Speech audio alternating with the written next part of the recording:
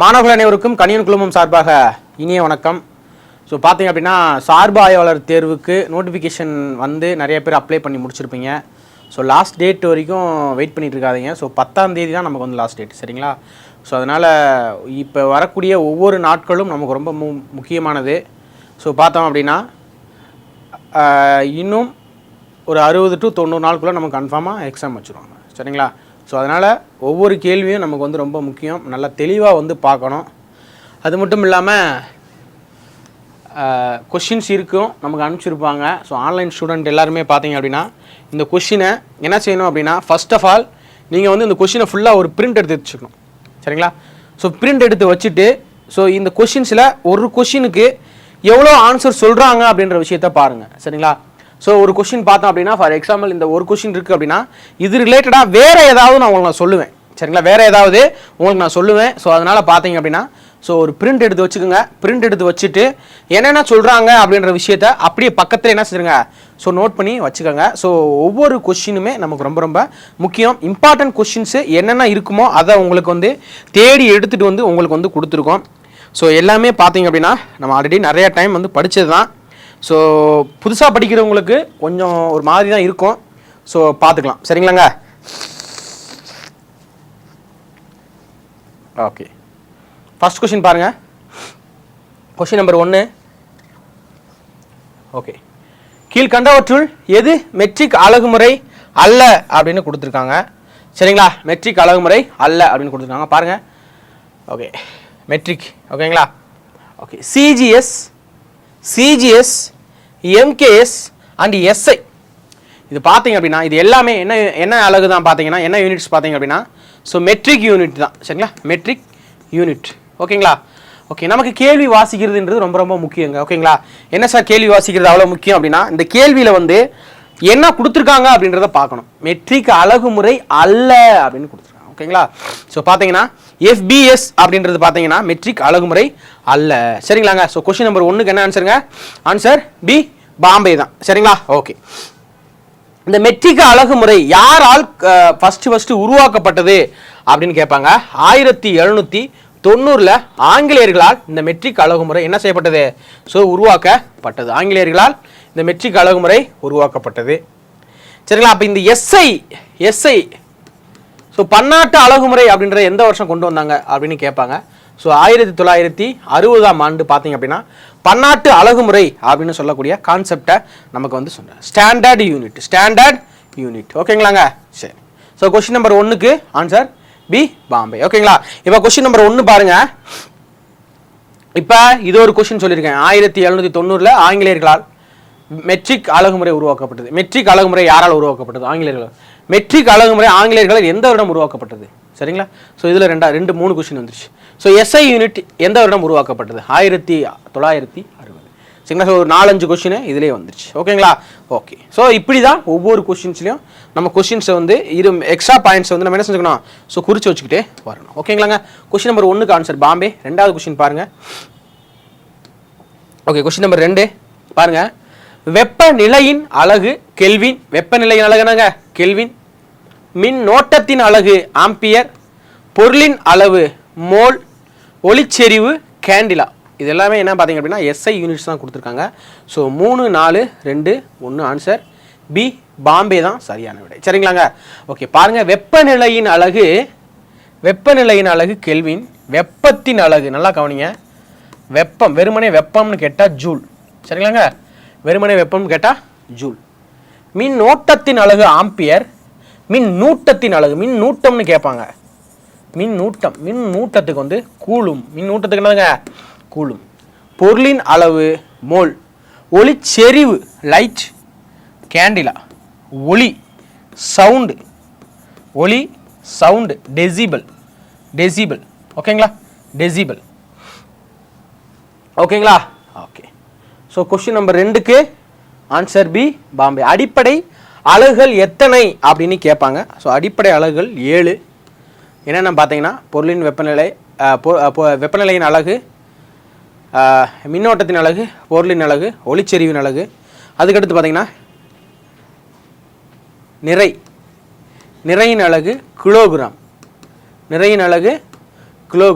காலத்தின் அலகு காலம், காலத்தின் அலகு வினாடி, காலத்தின் அலகு வினாடி, நிறையின் அலகு கிலோகிராம், நீளத்தின் அலகு நீளம், நீளத்தின் எஸ்ஐ அலகு மீட்டர், நீளத்தின் எஸ்ஐ அலகு மீட்டர். சரிங்களா? 1 2 3 4 5 6 7 7 தான் அடிப்படை அலகுகள். ஓகேங்களா? இந்த வெப்ப மின்னூட்டம் ஒளி இதெல்லாம் வேற. சரிங்களா? இது துணை அலகுகள் கீழே வந்து வந்துடும். சரிங்களாங்க? ஸோ கொஷின் நம்பர் 2க்கு ஆன்சர் பாம்பே. ஓகேங்களா? இதில் எவ்வளோ கொஷின்ஸ் அடங்கியிருக்குன்னு பாருங்கள். இது ஒவ்வொன்றும் நமக்கு ரொம்ப ரொம்ப முக்கியமானது. ஓகேங்களா? ஓகே ஓகே அடுத்த கொஷின் நம்பர் 3 பாருங்கள். தவறானதை காண்க. முன்னீடு. சரிங்களா? சரி ஓகே என்ன பார்ப்போம். ஓகே பின்னாடி இருந்து வரலாமா? Okay 10⁻⁻15 10 to the power of -15. So femto அப்படின்னு கொடுத்துருக்காங்க. ஸோ சரிதான். So 10 to the power of -9 nano அப்படின்னு கொடுக்குறாங்க. கரெக்டு தான். 10 to the power of -6 micro அப்படின்னு கொடுக்குறாங்க. ஸோ அதுவுமே கரெக்டு தான். கவனிங்க ஆப்ஷன் ஏ கவனிங்க. 10 to the power of -3 என்னதுங்க? மில்லி. சென்டி அப்படின்னு கொடுத்துருக்காங்க. சென்டி கிடையாது, மில்லி. சரிங்களாங்க? ஓகே வேற என்ன இதுலேருந்து கேட்கலாம்? 10 to the power of -1 என்ன அப்படின்னு கேட்கலாம். பார்த்தீங்க அப்படின்னா டெசி. என்னதுங்க? Deci. 10 to the power of -2 என்ன அப்படின்னு கேட்கலாம். அதுதான் சென்டி. 10 to the power of -3 அப்படின்றது என்னதுங்க? மில்லி. ஓகேங்களா? 10 to the power of -3 milli. 10 to the power of -6 micro. 10 to the power of -9 அப்படின்றது nano. 10 to the power of -12 அப்படின்றது பிக்கோ. ஓகேங்களா? ஓகே ஸோ இதெல்லாம் நம்ம பேசிக்காக தெரிஞ்சிருக்கக்கூடிய விஷயங்கள். ஸோ கொஸ்டின் நம்பர் 3க்கு ஆன்சர் ஏ தான் தவறான விடை, அதாவது சரியானது. தவறானதை காண்கல சரியானது. ஓகேங்களா? ஓகே ஸோ கொஸ்டின் நம்பர் 3க்கு ஆன்சர் ஏ. 4வது கொஸ்டின் கவனிங்க. ஓகே ஒரு ஸ்டேட்மெண்ட் கொடுத்துருக்காங்க. ஸோ சூரிய குடும்பத்திற்கு உள்ளே சரிங்களா parsecs is unit used measure the distance. நல்லா கவனிங்க. வித்தின் த சோலார் சிஸ்டம் அப்படின்னு கொடுத்துருக்காங்க. அதாவது சூரிய குடும்பத்திற்கு உள்ளே உள்ள வானியல் பொருட்களின் தூரத்தை அளவிட பயன்படுவது அலகு விண்ணில் ஆரம் கொடுத்துருக்காங்க. சூரிய குடும்பத்திற்கு உள்ளே இருக்கிறது கிடையாது, வித்தின் கிடையாது, அவுட்டு. சரிங்களா? உள்ளே உள்ள கிடையாது, வெளியே உள்ள. சரிங்களா? வெளியே உள்ள வானியல் பொருட்களின் தூரத்தை அளவுறதுக்கு தான் வானியல் அலகு விண்ணியல் ஆரம் அப்படின்னு சொல்கிறாங்க. ஓகேங்களா? சரி ஒரு விண்ணியல் ஆரம் அப்படின்றது என்ன அப்படின்னு கொடுத்துருக்காங்க. சரிங்களா? ஒரு விண்ணியல் ஆரம் அப்படின்றது 3.26 வானியல் அலகிற்கு சமமாக இருக்கு அப்படின்னு சொல்கிறாங்க. ஸோ 3.26 அப்படின்றது சரிதான். ஆனால் வானியல் அலகிற்கு சமமாக இருக்காது, ஒரு ஒளியாண்டிற்கு சமமாக இருக்கும். என்னங்க? ஒளியாண்டிற்கு சமமாக இருக்கும். சரிங்களா? புரியுதுங்களா? அப்போ கூற்று காரணம் ரெண்டுமே என்ன தான் இருக்குது? ஸோ தவறாக தான் கொடுக்கப்பட்டு இருக்குது. கூற்று காரணம் ரெண்டுமே தவறாக தான் கொடுக்கப்பட்டிருக்குது. கொஸ்டின் நம்பர் 4க்கு ஆன்சர் டெல்லி. சரிங்களா? சரி ஓகே அடுத்து 5வது கொஸ்டின் பாருங்க. 5வது கொஸ்டின்,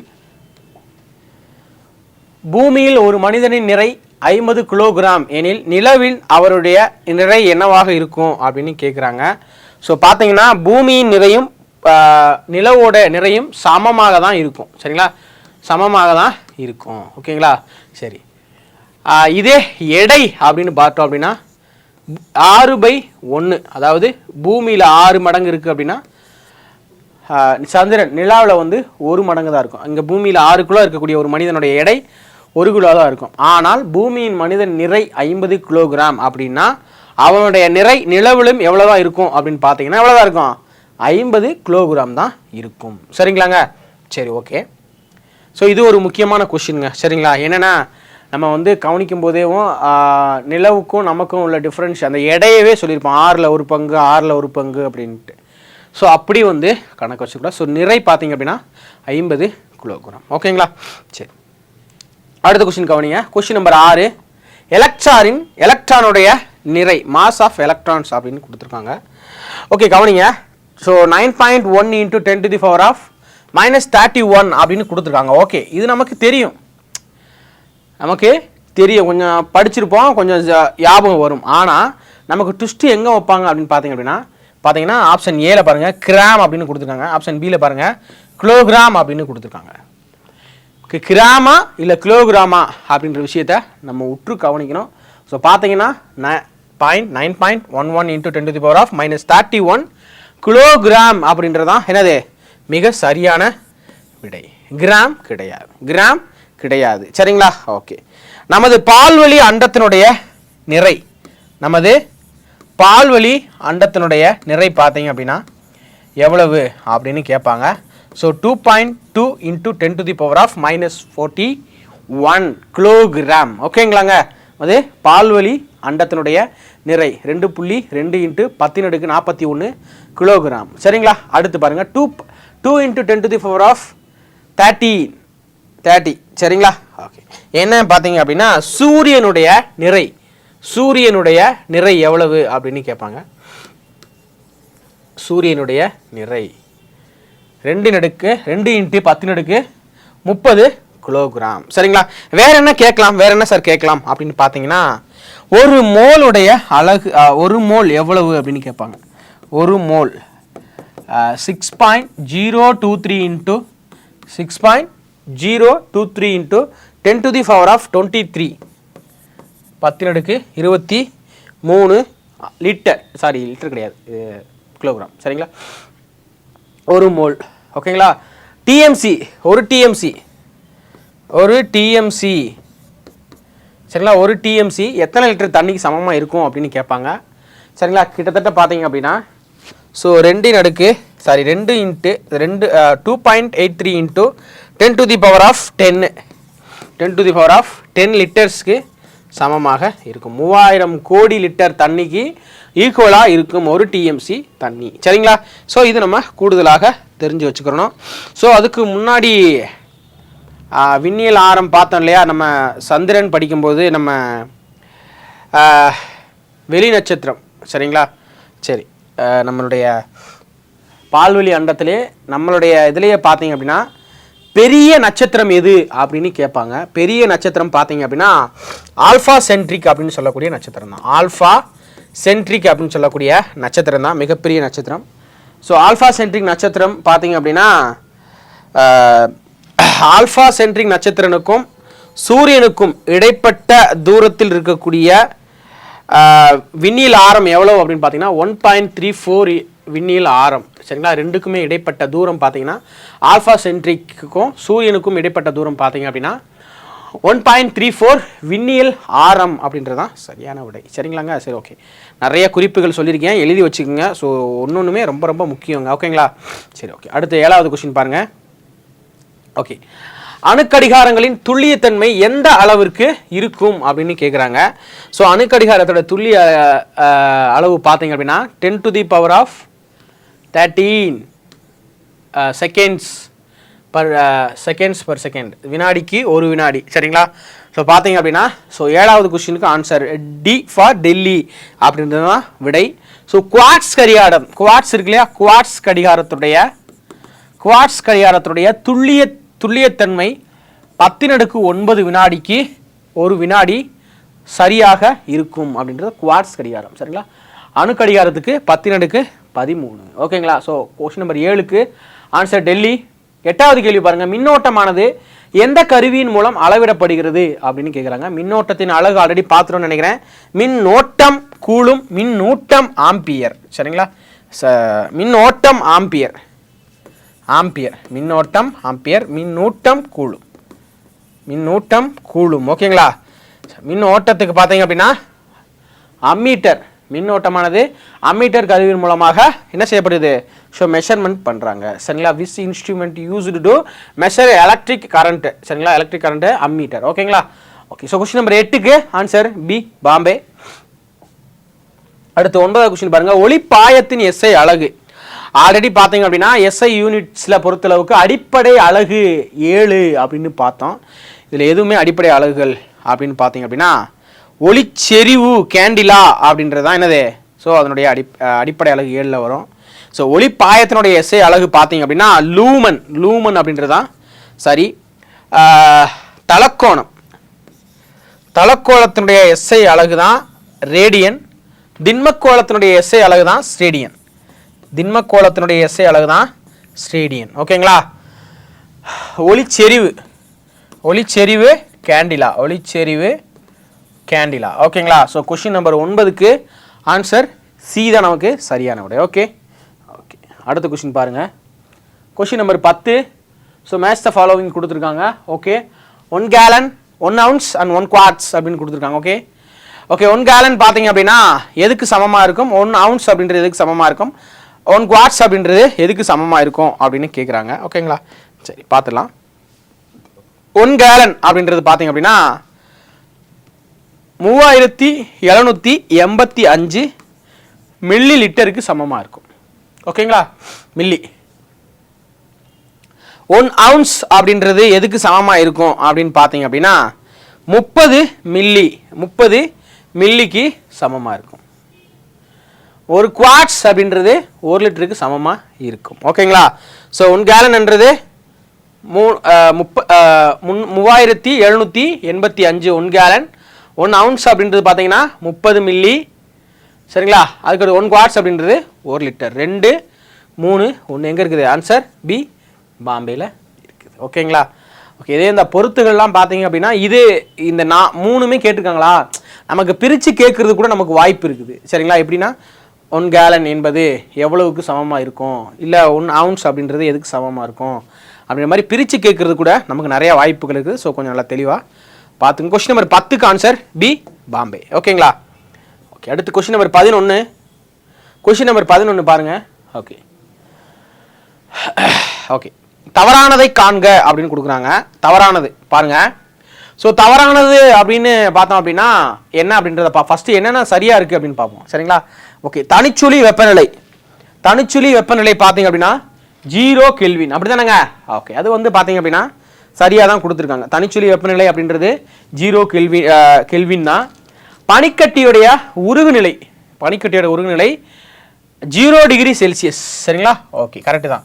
பனிக்கட்டி பார்த்தீங்க அப்படின்னா தண்ணியாக இருக்கிறது பார்த்தீங்க அப்படின்னா என்ன செய்கிறது? ஸோ பனிக்கட்டியாக உருகுறது. அதாவது பார்த்தீங்க அப்படின்னா திரவ நிலையிலிருந்து திடநிலைக்கு போகிறதா என்ன சொல்லுவான்? உறைதல் அப்படின்னு சொல்லுவோம். சரிங்களா? ஓகே. ஸோ பார்த்தீங்க அப்படின்னா உறைதல் நிகழ்வு 0 டிகிரி செல்சியஸ். ஓகே. அடுத்து பாருங்க. நீரின் கொதிநிலை 0 டிகிரி, அதாவது பனிக்கட்டியுடைய உறை, அதாவது பனிக்கட்டி உருகிறதுக்கு 0 டிகிரி செல்சியஸ், பனிக்கட்டியாக மாறுறதுக்கும் 0 டிகிரி கீழே போனோம் அப்படின்னா பனிக்கட்டியாக மாறும். ஸோ நீரின் கொதிநிலை பார்த்தீங்க அப்படின்னா 100 டிகிரி செல்சியஸ். ஓகேங்களா? ஸோ இதுவுமே சரியாக தான் இருக்குது. தனிச்சுழி வெப்பநிலை 0 டிகிரி செல்சியஸ் அப்படின்னு கொடுத்துருக்காங்க. ஸோ தப்பு. சரிங்க? செல்சியஸ் கிடையாது, கெல்வின். ஓகேங்களா? கெல்வின். இப்போ இன்னொரு கேள்வி கேட்பாங்க நமக்கு அதாவது மலை மாதிரி உயரமான இடங்களுக்கு செல்லும்போது நம்ம சாப்பாடு பார்த்தீங்க அப்படின்னா ஸோ சீக்கிரமாக ரெடி ஆயிரும். அந்த மாதிரி அப்படி ரெடி ஆகும்போது எத்தனை டிகிரி செல்சியஸில் கொதிக்க ஆரம்பிக்கும் அப்படின்னு கேட்பாங்க. அதாவது எத்தனை டிகிரி செல்சியஸில் அது கொதிநிலையை ஆரம்பிக்கும் அப்படின்னு கேட்பாங்க. ஸோ மலை போன்ற உயரமான இடங்களில் பார்த்தீங்கன்னா 80 டிகிரி செல்சியஸில் என்ன செய்யும் அப்படின்னா ஸோ அதனுடைய கொதிநிலை கொதிக்க ஆரம்பிச்சிடும். சரிங்களா? ஸோ தெரிஞ்சுக்கோங்க. ஓகேங்களாங்க? ஓகே. கொஸ்டின் நம்பர் 11க்கு ஆன்சர் டி டெல்லி அப்படின்றது தான் நமக்கு சரியான விடை. ஸோ கொஸ்டின் நம்பர் 11க்கு ஆன்சர் டெல்லி. அடுத்து 12வது கொஸ்டின் பாருங்கள். வெர்னியரின் மீச்சிற்றளவு என்ன அப்படின்னு கேட்குறாங்க. ஸோ கொஸ்டின் நல்லா கவனிக்கணும். 0.1 மில்லிமீட்டர் அப்படின்னு கொடுத்த உடனேவும் நம்ம டிக்கு அடிச்சிடக்கூடாது. அடுத்து என்ன கொடுத்துருக்காங்கன்னு பார்க்கணும். அடுத்து பார்த்தீங்கன்னா ஆன்சர் சி, ஆப்ஷன் சி பாருங்கள். 0.01 சென்டிமீட்டர் அப்படின்னு கொடுத்துருக்காங்க. ஓகேங்களா? அதுக்கடுத்து நம்ம ரெண்டையுமே ஒப்பிட்டு பார்த்தோம் அப்படின்னா so 1.1 millimetre is equal to 0.01 centimetre. ஓகேங்களா? ஸோ ரெண்டுமே சமம் தான். ஸோ ஆன்சர் பார்த்தீங்கன்னா A and C. Question number 12க்கு ஏ மற்றும் சி தான் சரி. அப்போ 0.01 திருகு அளவின்னு சொல்லுவோம் இல்லையா? ஸோ திருகு அளவியுடைய மீச்சிற்றளவு தான் பார்த்தீங்கன்னா 0.01 மில்லிமீட்டர். சரிங்களா? வெர்னியர் அளவுகளை விட மிக துல்லியமாக அளக்கக்கூடியது எது அப்படின்னு கேட்டாங்க அப்படின்னா திருகு அளவி தான். சரிங்களா? திருகு அளவி தான் மிக துல்லியமாக அளக்கக்கூடிய தன்மையை கொண்டிருக்குது. ஓகேங்களா? அடுத்து பாருங்க 13வது கொஸ்டின். கீழ்கண்டவற்றுள் எதற்கு அடர்த்தி குறைவு அப்படின்னு கேட்குறாங்க. சரிங்களா? ஓகே. ஸோ அடர்த்தி எது எதுக்கு எவ்வளோ அடர்த்தி அப்படி இருக்குன்னு தெரிஞ்சாதான் நம்ம வந்து அடர்த்தி வந்து குறைவு அப்படின்னு வந்து கண்டுபிடிக்க முடியும். சரிங்களா, நான் ஆன்சரை வந்து சொல்லிடுறேன் பாருங்க. அலுமினியத்துக்கு தான் பார்த்தீங்க அப்படின்னா அடர்த்தி வந்து குறைவாக இருக்குது. இப்போ எவ்வளவு இருக்கும் அப்படின்னு பாருங்க. 7000 இரும்புக்கு 7800 கிலோகிராம் பை மீட்டர் கியூப் அதனுடைய அடர்த்தி. சரிங்களா, தாமிரத்துக்கு பார்த்தீங்க அப்படின்னா 8900 8900 கிலோகிராம் பை மீட்டர் கியூப். இதுக்கும் அதே தான், கிலோகிராம் பை மீட்டர் கியூப். ஓகேங்களா, சரி. இதே அலுமினியம் பார்த்தீங்க அப்படின்னா 2700 2700 கிலோகிராம் பை மீட்டர் கியூபு. தங்கத்துக்கு பார்த்தீங்க அப்படின்னா தங்கம் 19300 தங்கத்துக்கு வந்து 19300. ஸோ இதில் இருக்கிறதுல எதுங்க குறைவான அடர்த்தி கொண்டது? ஸோ அலுமினியம் தான் குறைவான அடர்த்தியை கொண்டது. இதே வெள்ளியோட அடர்த்தி பார்த்தீங்கன்னா 10500 கிலோகிராம் பை மீட்டர் கியூப் வெள்ளிக்கு. இதே மரத்துக்கு பார்த்தீங்க அப்படின்னா மரம் வந்து 770 கிலோகிராம் பை மீட்டர் கியூப். சரிங்களா, ஸோ அடர்த்தியை வந்து பார்த்துக்கோங்க. ஸோ கொஸ்டின் நம்பர் 13க்கு ஆன்சர் சி தான் நமக்கு சரியான விடை. ஓகேங்களா, ஓகே. அடுத்து கொஸ்டின் நம்பர் 14 பாருங்க. திருகு அளவின் மீச்சிற்றளவு என்ன அப்படின்னு கேட்குறாங்க. ஆல்ரெடி பார்த்துட்டோம். 0.01 மில்லிமீட்டர் அப்படின்றது தான் நமக்கு சரியான விடை. 0.01 அது வந்து திருகு அளவு. 0.1 மில்லிமீட்டர் அப்படின்றது வெர்னியர் அளவுகளுடைய மீச்சிற்றளவு. ஸோ கொஸ்டின் நம்பர் 14க்கு ஆன்சர் பாம்பே. 15 ஆல்ரெடி இந்த கொஸ்டினை பார்த்து நினைக்கிறேன். ஒரு மோல் அப்படின்றது என்ன அப்படின்னு கேட்டாங்க. ஸோ 6.023 × 10⁻23 அப்படின்றது தான் 23 ஏன் வச்சுக்கணும். ஓகேங்களா, 23 ஏன் வச்சுக்கணும். ஓகேங்களா, ஓகே. ஸோ கொஸ்டின் நம்பர் 15க்கு ஆன்சர் சி தான் நமக்கு சரியான அளவு. சரிங்களா, ஓகே ஓகே ஓகே. அடுத்த கொஸ்டின் பாருங்க. Question number 16. ஒவ்வொரு தீர்க்க கோடுகளுக்கும் இடைப்பட்ட இடைவெளி எவ்வளோ இருக்கும் அப்படின்னு கேட்குறாங்க. ஸோ பார்த்தீங்கன்னா 45 டிகிரி இருக்கும். 45 டிகிரி இருக்கும். ஸோ நம்முடைய பூமியை பார்த்தோம் அப்படின்னா இப்படி தான் இருக்கும். சும்மா வச்சுக்கிடுவோம். ஸோ பூமிக்கு நடுவில் போடக்கூடிய கோடு தான் புவி மைய கோடு, அதாவது நம்முடைய நிலநடு கோடு அப்படின்னு சொல்லுவாங்க. ஸோ அதுதான் பார்த்தீங்கன்னா 0 டிகிரி. சரிங்களா, 0 டிகிரி. ஸோ அதுக்கடுத்து பார்த்தீங்கன்னா வடக்க 23.5 டிகிரி செல்சியஸில் இருக்கிறது தான் பார்த்தீங்கன்னா வடக்க இருக்கக்கூடிய ரேகை, அதுதான் கடக ரேகை. சரிங்களா, கடக ரேகை. அதுக்கடுத்து பார்த்தீங்க அப்படின்னா அதே தெற்கு வரையக்கூடிய 0 டிகிரி செல்சியஸில் இருந்து 23.5 டிகிரி தெற்கு இருக்கிறது பார்த்தீங்க அப்படின்னா மகர ரேகை. இதான் என்ன ரேகைங்க? மகர ரேகை. சரிங்களா, ஓகே. ஸோ அட்சரேகை கிழக்கு மேற்காக வரையக்கூடிய கற்பனை கோடு தான் என்ன சொல்கிறாங்க? அட்சரேகை அப்படின்னு சொல்கிறாங்க. அதேமாரி தெற்கு வடக்காக வரையக்கூடிய கற்பனை கோடுகள் தான் என்ன சொல்கிறாங்க? தீர்க்க கோடுகள் அப்படின்னு வந்து சொல்கிறாங்க. தீர்க்க கோடுகள் அப்படின்னு சொல்கிறாங்க. ஸோ அப்படி பார்த்தீங்கன்னா ஒவ்வொரு தீர்க்க கோடுக்கும் இடைப்பட்ட இடைவெளி 45 டிகிரி செல்சியஸ். 45 டிகிரி சொல்லியிருக்காங்க. 45 டிகிரி செல்சியஸ் கிடையாது, 45 டிகிரி மட்டும்தான். 23 டிகிரி 23 டிகிரி செல்சியஸ் இல்லை. சரிங்களா, 0 டிகிரி செல்சியஸ் இல்லை. ஓகேங்களா. ஸோ கொஸ்டின் நம்பர் 16க்கு ஆன்சர் பாம்பே. நல்லா தெரிஞ்சுக்கோங்க. வடக்கு தெற்காக வரையக்கூடிய கற்பனை கோடுகள் தான் தீர்க்க கோடுகள் அப்படின்னு சொல்றாங்க. ஸோ இந்த ஒவ்வொரு தீர்க்க கோடுகளுக்கும் இடைப்பட்ட தூரம் தான், இடைவெளி தான் பார்த்தீங்கன்னா 45 டிகிரி. கிழக்கு மேற்காக வரையக்கூடிய கற்பனை கோடுகள் என்ன சொல்றாங்க? அச்சக்கோடுகள் அப்படின்னு சொல்றாங்க. 0 டிகிரி அச்சக்கோடு தான் என்னது? புவி மைய கோடு அல்லது நிலநடுக்கோடு அப்படின்னு சொல்றாங்க. 23 டிகிரி வட அட்சரேகை. 23 டிகிரி வட அட்சரேகை. இது பூராமே பார்த்தீங்கன்னா 0 டிகிரிலிருந்து இதுக்கு பூரா வந்துருச்சு அப்படின்னா இது வந்து வட அட்சரேகை. 0 டிகிரி கீழே வந்துச்சுன்னா தென் அட்சரேகை. 0 டிகிரி வட அட்சரேகை கடகரேகை, 0 டிகிரி தென் அட்சரேகை மகர ரேகை. ஓகேங்களா, அதாவது 23 டிகிரி. ஓகேங்களா, ஓகே. ஸோ புரியும் நினைச்சிருக்கேன். ஓகே, கொஸ்டின் நம்பர் 17 பாருங்க. கீழ்கண்டவற்றுள் எது அதிக அழுத்தத்திற்கு உட்படும் அப்படின்னு கேட்குறாங்க. பாருங்க, திண்மம், திரவம், வாயு எதுவுமே இல்லை அப்படின்னு கொடுத்துருக்காங்க. பார்த்தீங்க அப்படின்னா நம்மளுடைய கேஸ் தான் பார்த்தீங்க அப்படின்னா அதிக அழுத்தத்திற்கு உள்ளாகும். காரணம் என்ன அப்படின்னு பார்த்தோம் அப்படின்னா, ஸோ நம்முடைய சிலிண்டரை எடுத்துக்கிறோமே, வீட்டில் இருக்கக்கூடிய எல்பிஜி இருக்கு இல்லையா, ஸோ அது பார்த்தீங்க அப்படின்னா ரொம்ப ப்ரெஷர் பண்ணி வச்சுருப்பாங்க. அதெல்லாம் பார்த்தீங்கன்னா அதிக அழுத்தத்துக்கு என்ன செய்ய முடியும்? ஸோ உள்ளாக்கப்படும் உட்படும். ஸோ கொஸ்டின் நம்பர் 17க்கு ஆன்சர் சி தான். ரொம்ப சிம்பிளான ஒரு கேள்வி தான். இதுக்கெல்லாம் தப்பாக ஆன்சர் பண்ணியிருந்தீங்கன்னா ஒன்றுமே செய்ய முடியாது. ஓகேங்களா? ஸோ ஒவ்வொரு கேள்வியுமே நம்மளுடைய சொன்ன மாதிரி ஒவ்வொரு கேள்வியுமே ரொம்ப ரொம்ப முக்கியங்க. ஓகேங்களா? ஸோ படிக்கிறதுக்கு நேரம் இல்லையே, படிக்க முடியலையே அப்படின்னு நினைக்காதீங்க. ஸோ ஒரு நாளைக்கு குறைஞ்சபட்சம் 8 மணி நேரம் கண்டிப்பாக படிச்சே ஆகணும். ஏன்னா நமக்கு நோட்டிஃபிகேஷன் வந்து ஸோ எக்ஸாம் டேட் இன்னும் சொல்லலை, அஃபீஷியலாக இன்னும் சொல்லலை. ஆனால் பார்த்தீங்க அப்படின்னா ஜூன் 3rd or 4th வீக்கில் வந்து சொல்லியிருக்காங்க. ஒரு வேளை கூடிய விரைவில் சொல்லிட்டாங்க அப்படின்னா நமக்கு வந்து என்ன செய்ய முடியும்? ஸோ ரொம்ப ப்ரெஷர் ஆயிரும். ஸோ அதனால் நல்லா படிங்க, படிக்கக்கூடிய நேரத்தை கொஞ்சம் கூட்டிக்கிங்க. ஓகேங்களா? ஓகே, அடுத்து 18வது கொஸ்டின் பார்த்தலாமா? ஓகே, ஸோ கொஸ்டின் நம்பர் 18, தங்கத்தின் தூய்மை காரட் என்ற அழகினால் அளவிடப்படுவது இல்லை அப்படின்னு கொடுக்குறாங்க. கொஸ்டினை வாசிக்கிறது ரொம்ப முக்கியம். சரிங்களா? தங்கத்தினுடைய தூய்மை எதனால தான் அளவிடப்படுதுங்க? ஸோ காரட் அப்படின்றதெல்லாம் அளவிடப்படுது. 24 கேரட். ஸோ தூய தங்கத்தினுடைய பார்த்தீங்க அப்படின்னா 916 அப்படின்னு சொல்லுவாங்க. 916 இது வந்து 22 கேரட். சரிங்களா? அதனால் 24 கேரட்ன்றதான் தங்கத்தினுடைய தூய தங்கத்தினுடைய இது பார்த்தீங்கன்னா 24 கேரட். இப்போ 22 கேரட் அப்படின்றது பார்த்தீங்கன்னா ஒரு 2-3 கலவைகள் வந்து தங்கத்தில் கூட இன்னும் கலந்துருப்பாங்க. சரிங்களா? சரி, ஓகே. அடுத்து கவனிங்க. துணி துவைக்கும் எந்திர மையநோக்கு விசையின் அடிப்படையில் செயல்படுகிறது அப்படின்னு சொல்கிறாங்க. ஸோ பார்த்தீங்கன்னா துணி துவைக்கும் எந்திரம் மைய விலக்கு விசையின் அடிப்படையில் மைய விலக்கு விசை. ஓகேங்களா? மைய விலக்கு விசை. ஸோ கூற்று காரணம் ரெண்டுமே என்ன செஞ்சுருக்காங்க? ஸோ தவறாக தான் கொடுத்துருக்காங்க. கொஸ்டின் நம்பர் 18க்கு answer D, Delhi. D, Delhi. 18க்கு டெல்லி. அடுத்து 19வது கொஸ்டின். ஓகேங்க, ஆவி சுருங்குதல் என்பது என்ன அப்படின்னு கேட்குறாங்க. ஆவி சுருங்குதல் அப்படின்னா என்ன அப்படின்னா வாயுவில் இருந்து திரவத்துக்கு மாறுறது. நல்லா கவனிங்க, இது சிம்பிளாக தான் நான் சொல்லித்தரேன் பாருங்க இப்போ உங்களுக்கு. சரிங்களா?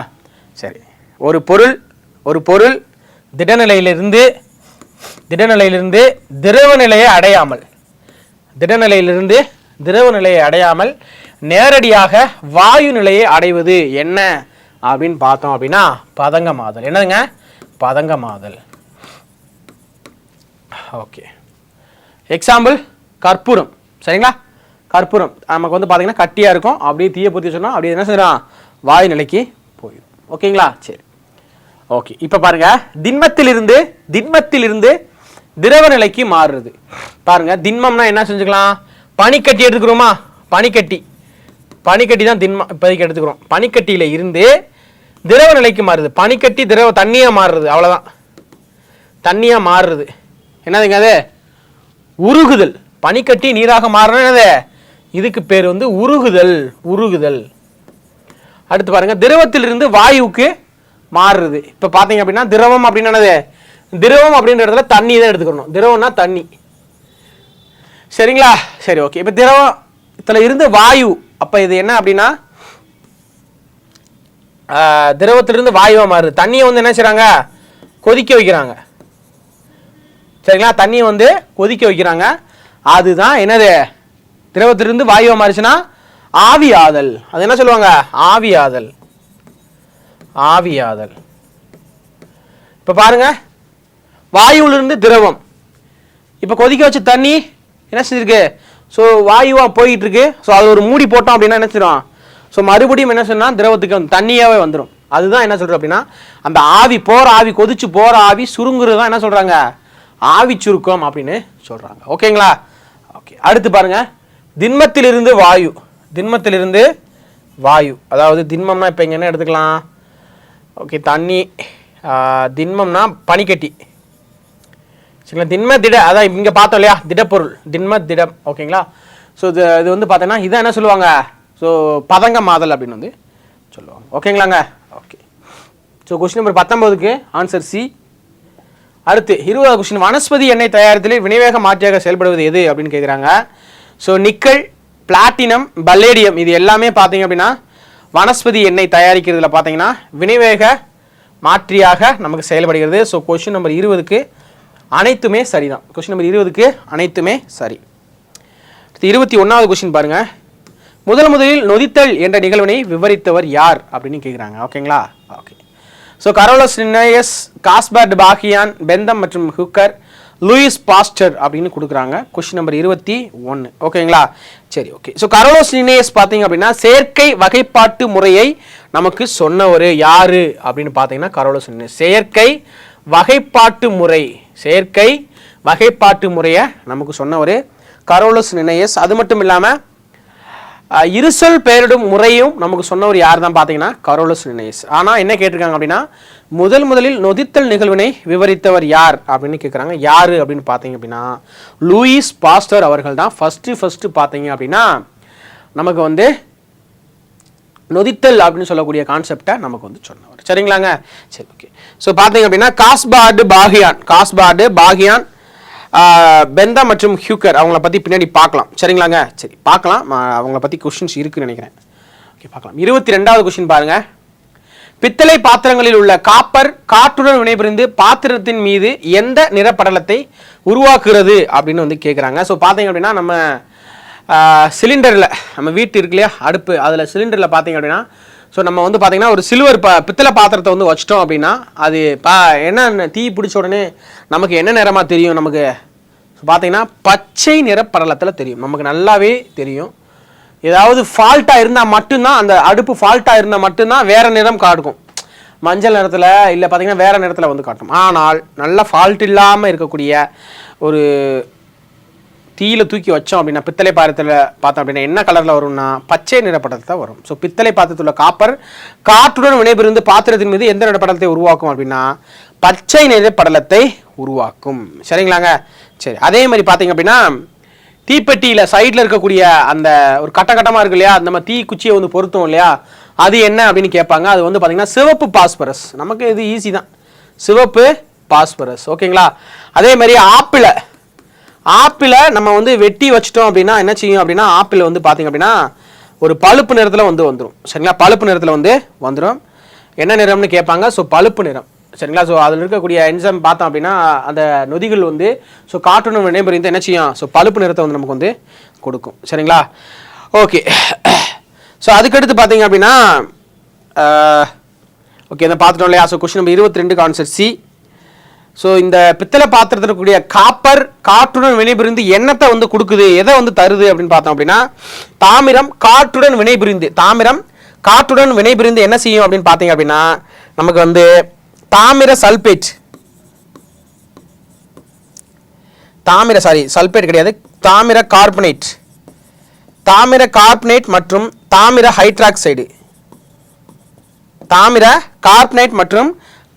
தாமிர ஹைட்ராக்சைடு கொடுத்து நமக்கு என்ன செய்யுதுங்க? பச்சை நிறத்தை படலத்தை வந்து நமக்கு என்ன செய்யுது? ஸோ வந்து கொடுக்குது. சரிங்களா? ஸோ நல்லா கவனிச்சுக்கோங்க. பித்தளை பாத்திரத்தில் உள்ள காப்பர் காற்றுடன் வினைபுரிந்து பாத்திரத்தின் மீது எந்த நிற படலத்தை உருவாக்குது அப்படின்னு கேட்பாங்க. ஸோ பச்சை நிற படலத்தை தான் உருவாக்குது.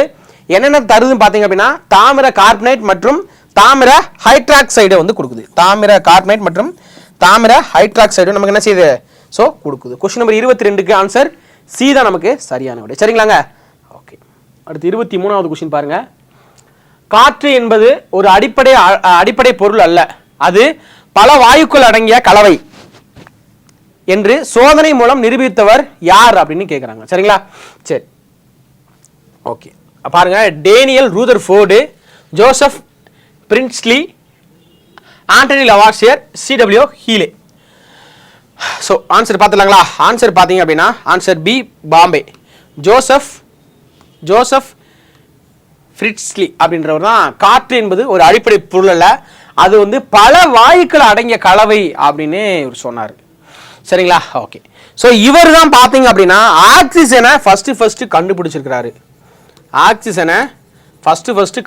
ஆக்சுவலி பார்த்தீங்க அப்படின்னா ஆக்சிஜனை முதலாக கண்டறிந்தவர் யாருன்னு பார்த்தீங்கன்னா சிடபிள்யூ ஷீலே தான் கண்டுபிடிச்சிருப்பாங்க. ஆனால் ஃபர்ஸ்ட் அறிவித்தவங்க யாரு அப்படின்னா ஜோசப் பிரின்ஸ்லி அப்படின்னு தான் அறிவிச்சிருப்பாரு. இந்த ஆக்சிஜனுக்கு அதாவது அவர் கண்டுபிடிச்சு பேரெல்லாம் வச்சிருக்க மாட்டாங்க, ஆனால் ஆக்சிஜன் அப்படின்னு பேர் வச்சவர் தான் யாரு அப்படின்னா ஆண்டனி லவாக்சியர். சரிங்களா? ஸோ 3 பேருக்குமே நமக்கு குழப்பம் இருக்கிற மாதிரியே தெரியும், அப்படித்தானே? குழப்பம் இருக்கிற மாதிரியே நமக்கு வந்து தெரியும். ஸோ ஆக்சிஜனை ஃபர்ஸ்ட் கண்டுபிடிச்சவர் வந்து சிடபிள்யூ ஷீலே, ரெண்டாவது அதாவது 1774 நினைக்கிறேன். ஸோ இது வந்து 1772. ஸோ ஃபர்ஸ்ட் கண்டுபிடிச்சது இவர் தான், ஆனால் முறையை ஃபர்ஸ்ட் அறிவித்தவர் ஜோசப் பிரின்ஸ்லி அவர்கள் தான். ஸோ ஆக்சிஜன் அப்படின்னு பேர் வச்சவர் வந்து பார்த்தீங்க அப்படின்னா ஆண்டனி லவாய்ட்சியர். ஸோ ஆக்சிஜன் நைட்ரஜனை கண்டுபிடிச்சது யாரு அப்படின்னு கேட்பாங்க. நைட்ரஜன் பார்த்தீங்க அப்படின்னா டேனியல் ரூதர்போர்டு தான் நைட்ரஜனை கண்டுபிடிச்சிருக்காரு. சரிங்களா? சரி, ஓகேப்பா. நெக்ஸ்ட் கொஸ்டின் பாருங்க. Question number 24. உலோகங்களை ஒட்டவும் வெட்டவும் பயன்படுவது எது அப்படின்னு கேட்குறாங்க. ஸோ அசிடிலின் தான் பார்த்தீங்கன்னா உலோகங்களை பார்த்தீங்க அப்படின்னா என்ன செய்யறதுக்கு, மெட்டல்ஸை வந்துட்டு வெட்டுறதுக்காகவும் ஒட்டுறதுக்காகவும் அது வந்து பயன்படுது. ஸோ ஆக்சிஜன் பார்த்தீங்க அப்படின்னா அசிடிலின் உருளையில் பார்த்தீங்க அப்படின்னா ஆக்சிஜன் வந்து பயன்படுகிறது. சரிங்களா? அசிடிலின் உருளைகளில் ஆக்சிஜன் வந்து பயன்படுகிறது. ஸோ பார்த்தீங்க அப்படின்னா அதுக்கடுத்து பார்த்தீங்க அப்படின்னா ஆக்சிஜன் ராக்கெட்டினுடைய அந்த எரிபொருள்களில் ஆக்சிஜன் வந்து பயன்படுகிறது. சரிங்களா? அசிட்டிலின் உருளைகளில் ஆக்சிஜன் வந்து பயன்படுகிறது. ராக்கெட்டினுடைய அந்த எரிபொருள்களில் ஆக்சிஜன் வந்து பயன்படுகிறது. ஸோ அதுக்கடுத்து பார்த்தீங்க அப்படின்னா எஃகில் இருக்கக்கூடிய, அதாவது இரும்பில் இருக்கக்கூடிய கார்பன் மாசுக்களை நீக்கிறதுக்காக, எஃகில் உள்ள கார்பன் மாசுக்களை நீக்கிறதுக்காக ஆக்சிஜன் வந்து பயன்படுகிறது. அதுக்கடுத்து பார்த்தீங்கன்னா மெத்தனால் தயாரிக்கிறதுலையும் ஆக்சிஜன் வந்து பயன்படுகிறது. அதே மாதிரி அம்மோனியம் தயாரித்திலும் ஆக்சிஜன் வந்து பயன்படுகிறது. அம்மோனியம் தயாரித்ததிலும் என்ன செய்யப்படுது, ஸோ ஆக்சிஜன் வந்து பயன்படுகிறது. ஸோ இதனால தான் CW ஹீலே என்ன சொன்னாரு அப்படின்னு பார்த்தீங்க அப்படின்னா அத்தியாவசிய உயிரி அப்படின்னு சொன்னார். அத்தியாவசிய உயிரி அப்படின்னு சொல்லி ஆக்சிஜனை வந்து சொன்னாரு. அது மட்டும் இல்லாம நெருப்பு அதாவது நெருப்பை உற்பத்தி பண்ணக்கூடிய நெருப்பு காரணத்து காற்று அப்படின்ற மாதிரி சொன்னாரு. சரிங்களா? நெருப்பு காற்று, அதாவது நெருப்பை உருவாக்குது இல்லையா, அதனால பாத்தீங்க அப்படின்னா நெருப்பு காற்று அப்படின்னு கூட CW ஹீலே வந்து என்ன சொன்னாரு, ஸோ ஆக்சிஜனை வந்து சொன்னாரு. சரிங்களா? ஸோ நெருப்பு காற்று என்றும் அத்தியாவசிய உயிரி அப்படின்னும் ஆக்சிஜனை சொன்னவர் யார் அப்படின்னா CW ஹீலே தான். ஆக்சிஜன் எதுக்கு பயன்படுதுன்னு பார்த்தீங்கன்னா அசிட்டிலினுடைய உருளைகளில் பயன்படுகிறது, ராக்கெட்டினுடைய அந்த எரிபொருள்களில் பயன்படுகிறது, எஃகில் இருக்கக்கூடிய கார்பன் மாசுக்களை நீக்கிறதுக்காக பயன்படுகிறது, மெத்தனால் உற்பத்தியிலும் அம்மோனியம் உற்பத்தியிலும் ஆக்சிஜன் வந்து பயன்படுகிறது. சரிங்களாங்க? ஓகே. ஸோ அடுத்த கேள்வி, அம்மோனியம் தயாரிக்கும் முறை. கேள்வி 25. எந்த வெப்பநிலையிலும் வினைபுரியாத உலோகம் எது அப்படின்னு வந்து கேட்குறாங்க. ஸோ தங்கம் தான். சரிங்களா? ஸோ எதுலையுமே பார்த்தீங்க அப்படின்னு என்ன செய்யாது, ஸோ வினைபுரியாது. ஓகேங்களா? ஸோ அடுத்து 26. அம்மோனியம் தயாரிக்கும் முறை ஹேபர் முறையில் அம்மோனியம் தயாரிக்கும். நமக்கு ஹெட்டிங்கே கொடுத்துருப்பாங்க, ஹேபர் முறையில் அம்மோனியம் தயாரிக்கிறது அப்படின்னு கொடுத்துருப்பாங்க. ஸோ 2 கொஸ்டினுமே சிம்பிளான ஒரு கொஸ்டின் தான். ஸோ 26க்கு ஆன்சர் சி தான் நமக்கு சரியான விடை. சரிங்களாங்க? ஓகே. அடுத்து பாருங்க 27வது கொஸ்டின். ஒளிச்சேர்க்கையின் முடிவில் குளுக்கோஸ் எதுவாக மாறும் அப்படின்னு கேட்குறாங்க. ஸோ ஒளிச்சேர்க்கை முடிஞ்ச உடனே குளுக்கோஸ் என்னவாக மாறும், உணவு, அதாவது ஸ்டார்ச்சாக மாறும். சரிங்களாங்க? ஓகே. ஸோ ஒளிச்சேர்க்கை செய்யறதுக்கு நமக்கு என்ன வாயு பயன்படுகிறது, அது கொஸ்டினாக இருக்குன்னு நினைக்கிறேன். சரி, பார்க்கலாம். ஓகே. அடுத்து பாருங்க 28வது கொஸ்டின். காசநோய் மற்றும் ஆஸ்துமா நோய்க்கு மருந்தாக பயன்படுவது எது அப்படின்னு கேட்குறாங்க. காசநோய் மற்றும் ஆஸ்துமா நோய்க்கு மருந்தாக பயன்படுகிறது பார்த்தீங்க அப்படின்னா தூதுவளை. இருமல் சளிக்கெல்லாம் பார்த்தீங்க அப்படின்னா ஸோ தூதுவளை வந்து நமக்கு ரொம்ப ஹெல்ப்ஃபுல்லாக இருக்கும்.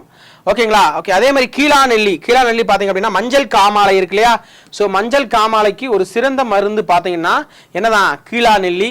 அதுக்கடுத்து சோற்று கற்றாழை பார்த்தீங்கன்னா நம்மளுடைய வயிற்றுக்கு இருக்கக்கூடிய புண்ணு எல்லாத்தையுமே நீக்கி நம்மளுடைய உடல் உஷ்ணத்தை வந்து குறைக்கக்கூடிய தன்மை எதுக்கு இருக்குன்னு பார்த்தீங்கன்னா சோற்று கற்றாழைக்கு வந்து இருக்குது. சரிங்களாங்க? ஸோ கொஸ்டின் நம்பர் 28க்கு ஆன்சர் பி, பாம்பே அப்படின்றதா நமக்கு மிக சரியான விடை. சரிங்களா? ஓகே. ஸோ கொஸ்டின் நம்பர் 29 பாருங்க. சரிங்க. அகாலிஃபா இண்டிகா அதனுடைய பேரும் எந்த குடும்பத்தை சேர்ந்தது அப்படின்னு கொடுத்துருக்காங்க. ஸோ பாருங்க, அகாலிஃபா இண்டிகா அப்படின்றது என்னங்க, குப்பை மேனி. அகாலிஃபா இண்டிகா அப்படின்றது குப்பை மேனி. ஸோ அதனுடைய குடும்ப பேர், அதனுடைய குடும்பம் பார்த்தீங்க அப்படின்னா என்னது அப்படின்னு பார்த்தீங்கன்னா யூஃபர்பியேசி அப்படின்றது தான். யூஃபர்பியேசி நமக்கு சரியானதான் கேட்குறாங்க. கீழா நெல்லி இருக்கு இல்லையா, கீழா நெல்லிக்கும் அதனுடைய குடும்பம் எதுன்னு பார்த்தீங்கன்னா யூஃபர்பியேசி அப்படின்றதான் சரியான விடை. ஸோ இதுதான் நமக்கு சரியாக கொடுத்துருக்காங்க. சரிங்களா? இதுதான் சரியாக கொடுத்துருக்காங்க. ஸோ வேற என்னென்னு பார்க்கலாம். சரிங்களா? அகாலிஃபா இண்டிகா அப்படின்றது குப்பை மேனி, அதனுடைய குடும்ப பேர் வந்து யூஃபர்பேசியா. சரிங்களா? யூஃபர்பேசி. சரிங்களா? அடுத்து பாருங்க ஆலோவேரா, அதுதான் பார்த்தோம். சோற்று கற்றாழை இருக்கு இல்லையா, சோற்று கற்றாழை அதனுடைய பேர் தான் ஆலோவேரா. ஸோ ஆலோவேராவுடைய குடும்பம் பார்த்தீங்கன்னா லில்லியேசி குடும்பம். லில்லியேசி குடும்பம், லில்லியேசி. சரிங்களா, ஆலோவேராவுடைய குடும்பம் லில்லியேசி குடும்பம். அடுத்து பாருங்க, ஏகில் மார்மிலோஸ். ஏகில் மார்மிலோஸ் அப்படின்றது என்ன அப்படின்னா வில்வம். வில்வம் இருக்கு இல்லையா, ஸோ அதனுடைய அறிவியல் பேர் தான் ஏகில் மார்மிலோஸ் அப்படின்றது. ஏகில் மார்மிலோஸ் உடைய குடும்பம் பார்த்தீங்க அப்படின்னா ரூட்டேசி. ரூட்டேசி சரிங்களா, ரூட்டேசி. ஸோ இந்த 3 A B C மூணுமே தப்பா இருக்குது. ஆப்ஷன் டி மட்டும் நமக்கு என்ன இருக்கு, ஸோ சரியாக கொடுக்கப்பட்டிருக்குது. சரிங்களா, ஸோ கீழா நெல்லியுடைய அறிவியல் பேர் என்ன அப்படின்னு பார்த்தீங்க அப்படின்னா பலாந்தஸ் அமாரஸ். கீழா நெல்லியோட அறிவியல் பேர் பலாந்தஸ் அமாரஸ். சரிங்களா, ஸோ கொஸ்டின் நம்பர் 29க்கு ஆன்சர் டெல்லி. அடுத்து 30வது கேள்வி. ஓகே, பெந்தம் மற்றும் ஹியூக்கர் உருவாக்கிய வகைப்பாட்டு முறை வந்துட்டோம் இல்லையா. இயற்கை வகைப்பாட்டு முறை, செயற்கை வகைப்பாட்டு முறை ஆல்ரெடி பார்த்தோம். யாருங்க பார்த்தோம், கரோலஸ் லின்னேயஸ். கரோலஸ் லின்னேயஸ் தான் பார்த்தீங்கன்னா செயற்கை வகைப்பாட்டு முறையை நமக்கு உருவாக்கி கொடுத்தவர். ஸோ பார்த்தீங்கன்னா வகைப்பாட்டு முறை 4 வகையாக பிரிக்கலாங்க. வகைப்பாட்டு முறையா 4 வகையாக பிரிக்கலாம். இயற்கை வகைப்பாட்டு முறை, செயற்கை வகைப்பாட்டு முறை, மரபு வகைப்பாட்டு முறை மற்றும் நவீன வகைப்பாட்டு முறை அப்படின்னு 4 வகைகளாக என்ன செய்யலாம், வகைப்பாட்டு முறைகளை பிரிக்கலாம். சரிங்களா, ஸோ பார்த்தீங்கன்னா செயற்கை வகைப்பாட்டு முறை யார் நமக்கு உருவாக்கி கொடுத்தது, கரோலஸ் லின்னேயஸ். இயற்கை வகைப்பாட்டு முறை பார்த்தீங்கன்னா பெந்தம் மற்றும் ஹியூக்கர் அவங்களை உருவாக்குனாங்க. வகைப்பாட்டு முறைகள் 4 வகையாக பிரிக்கப்பட்டிருக்குது. சரிங்களா, ஸோ கொஸ்டின் நம்பர் 30க்கு என்ன ஆன்சர், ஆன்சர் பி பாம்பே தான் நமக்கு சரியான விடை. சரிங்களா, அடுத்து பாருங்க 31. தாவரங்களில் ஒளிச்சேர்க்கையின் பொழுது வெளியிடப்படும் வாயு எது அப்படின்னு கேட்குறாங்க. ஓகேங்களா, ஓகே, இந்த கொஸ்டின் நல்லா கவனிக்கணும். ஸோ மனிதன், விலங்கு எல்லாமே பார்த்தீங்கன்னா சுவாசிக்கிறதுக்கு சுவாச வாயு எது பார்த்தீங்க அப்படின்னா ஆக்சிஜன் தான். சரிங்களா, ஆக்சிஜன் தான். அதே மாதிரி தான் பார்த்தீங்கன்னா தாவரங்களுக்கும் சுவாச வாயு இதுதான் பார்த்தீங்கன்னா ஆக்சிஜன். நல்லா கவனிச்சுக்கோங்க. ஸோ பார்த்தீங்கன்னா இரவு நேரத்தில், அதாவது ஒளிச்சேர்க்கை, நல்லா கவனிங்க, ஒளிச்சேர்க்கை செய்யும் போது மட்டும்தான் என்ன செய்யும் அப்படின்னு பார்த்தீங்க அப்படின்னா ஆக்சிஜனை வெளியே விட்டுட்டு கார்பன் டை ஆக்சைடை எடுத்துக்கிறோம். ஸோ தாவரங்கள் ஒளிச்சேர்க்கை, அதாவது பகல் நேரத்தில், ஏன்னா சூரிய ஒளி இருந்தால் தான் ஒளிச்சேர்க்கை நடக்கும். ஸோ ஒளிச்சேர்க்கையின் போது மட்டும்தான் ஆக்சிஜனை என்ன செஞ்சுக்கிறோம், வெளிவிட்டுட்டு கார்பன் டை ஆக்சைடை எடுத்துக்கிறோம். இதுவேவும் ஒளிச்சேர்க்கை நடைபெறாத பொழுது, அதாவது இரவு நேரங்கள் என்ன செய்யாது, ஒளிச்சேர்க்கை நடைபெறாது. ஸோ அப்ப என்ன செய்யணும்னா சுவாசித்தல் நிகழ்வு நடைபெறும். பகல் நேரங்கள் எல்லாம் ஒளிச்சேர்க்கை நடக்கும், இரவு நேரங்களில் சுவாசித்தல் நடக்கும். ஸோ இரவு நேரங்களில் மனிதனை, விலங்குகளை போன்று என்ன செய்யும் அப்படின்னா ஆக்சிஜனை எடுத்துக்கிட்டு கார்பன் டை ஆக்சைடு என்ன செய்யும், ஸோ வெளியே விடும். ஸோ அதனால தான் பார்த்தீங்கன்னா இரவு நேரங்களில் ஆக்சிஜனை வந்து சுவாசிக்கிறதுனால இரவு நேரங்களில் மரத்துக்கடியில் வந்து படுக்கக்கூடாது அப்படின்னு வந்து சொல்லுவாங்க. சரிங்களாங்க, ஸோ இப்போ கேள்வி, இப்போ வாங்க, தாவரங்களில் ஒளிச்சேர்க்கையின் போது வெளிவிடப்படும் வாயு நம்ம பார்த்தோம் இல்லையா. ஒளிச்சேர்க்கையின் போது என்ன வாயு வெளியிடுவாங்க, ஆக்சிஜனை வெளியிடும். அப்படிதானே, எடுத்துக்கிறது என்னது, கார்பன் டை ஆக்சைடை எடுத்துக்கிறோம். இப்போ எடுத்துக்கிறதுன்னு கேட்டா கார்பன் டை ஆக்சைடு அப்படின்னு போட்டுடலாம். இப்போ வெளியிடப்படக்கூடிய வாயு ஒளிச்சேர்க்கையின் போது ஆக்சிஜனை தான் எடுத்துக்கிறோம். கொஸ்டின் நம்பர் 31க்கு ஆன்சர் பார்த்தீங்க அப்படின்னா ஆன்சர் பி O2. ஓகேங்களாங்க, தாவரங்கள் ஒளிச்சேர்க்கையின் போது வெளியிடப்படும் வாயு O2. ஓகேங்களா, ஓகே, கிளியரா. Next question number 32. ஓகே, டூலிஃபாவுடைய சிற்றினத்தில் காணப்படுவது எது அப்படின்னு கேட்குறாங்க. ஸோ டூலிஃபா பார்த்தீங்க அப்படின்னா எதில் காணப்படும் பார்த்தீங்கன்னா வெப்பமுறு வளைதல். சரிங்களா, வெப்பமுறு வளைதல் தான் காணப்படுகிறது. ஸோ ஓகே, நடுக்கமுறு வளைதலில் எது காணப்படுது அப்படின்னு பார்த்தீங்க அப்படின்னா புருனிச்சியா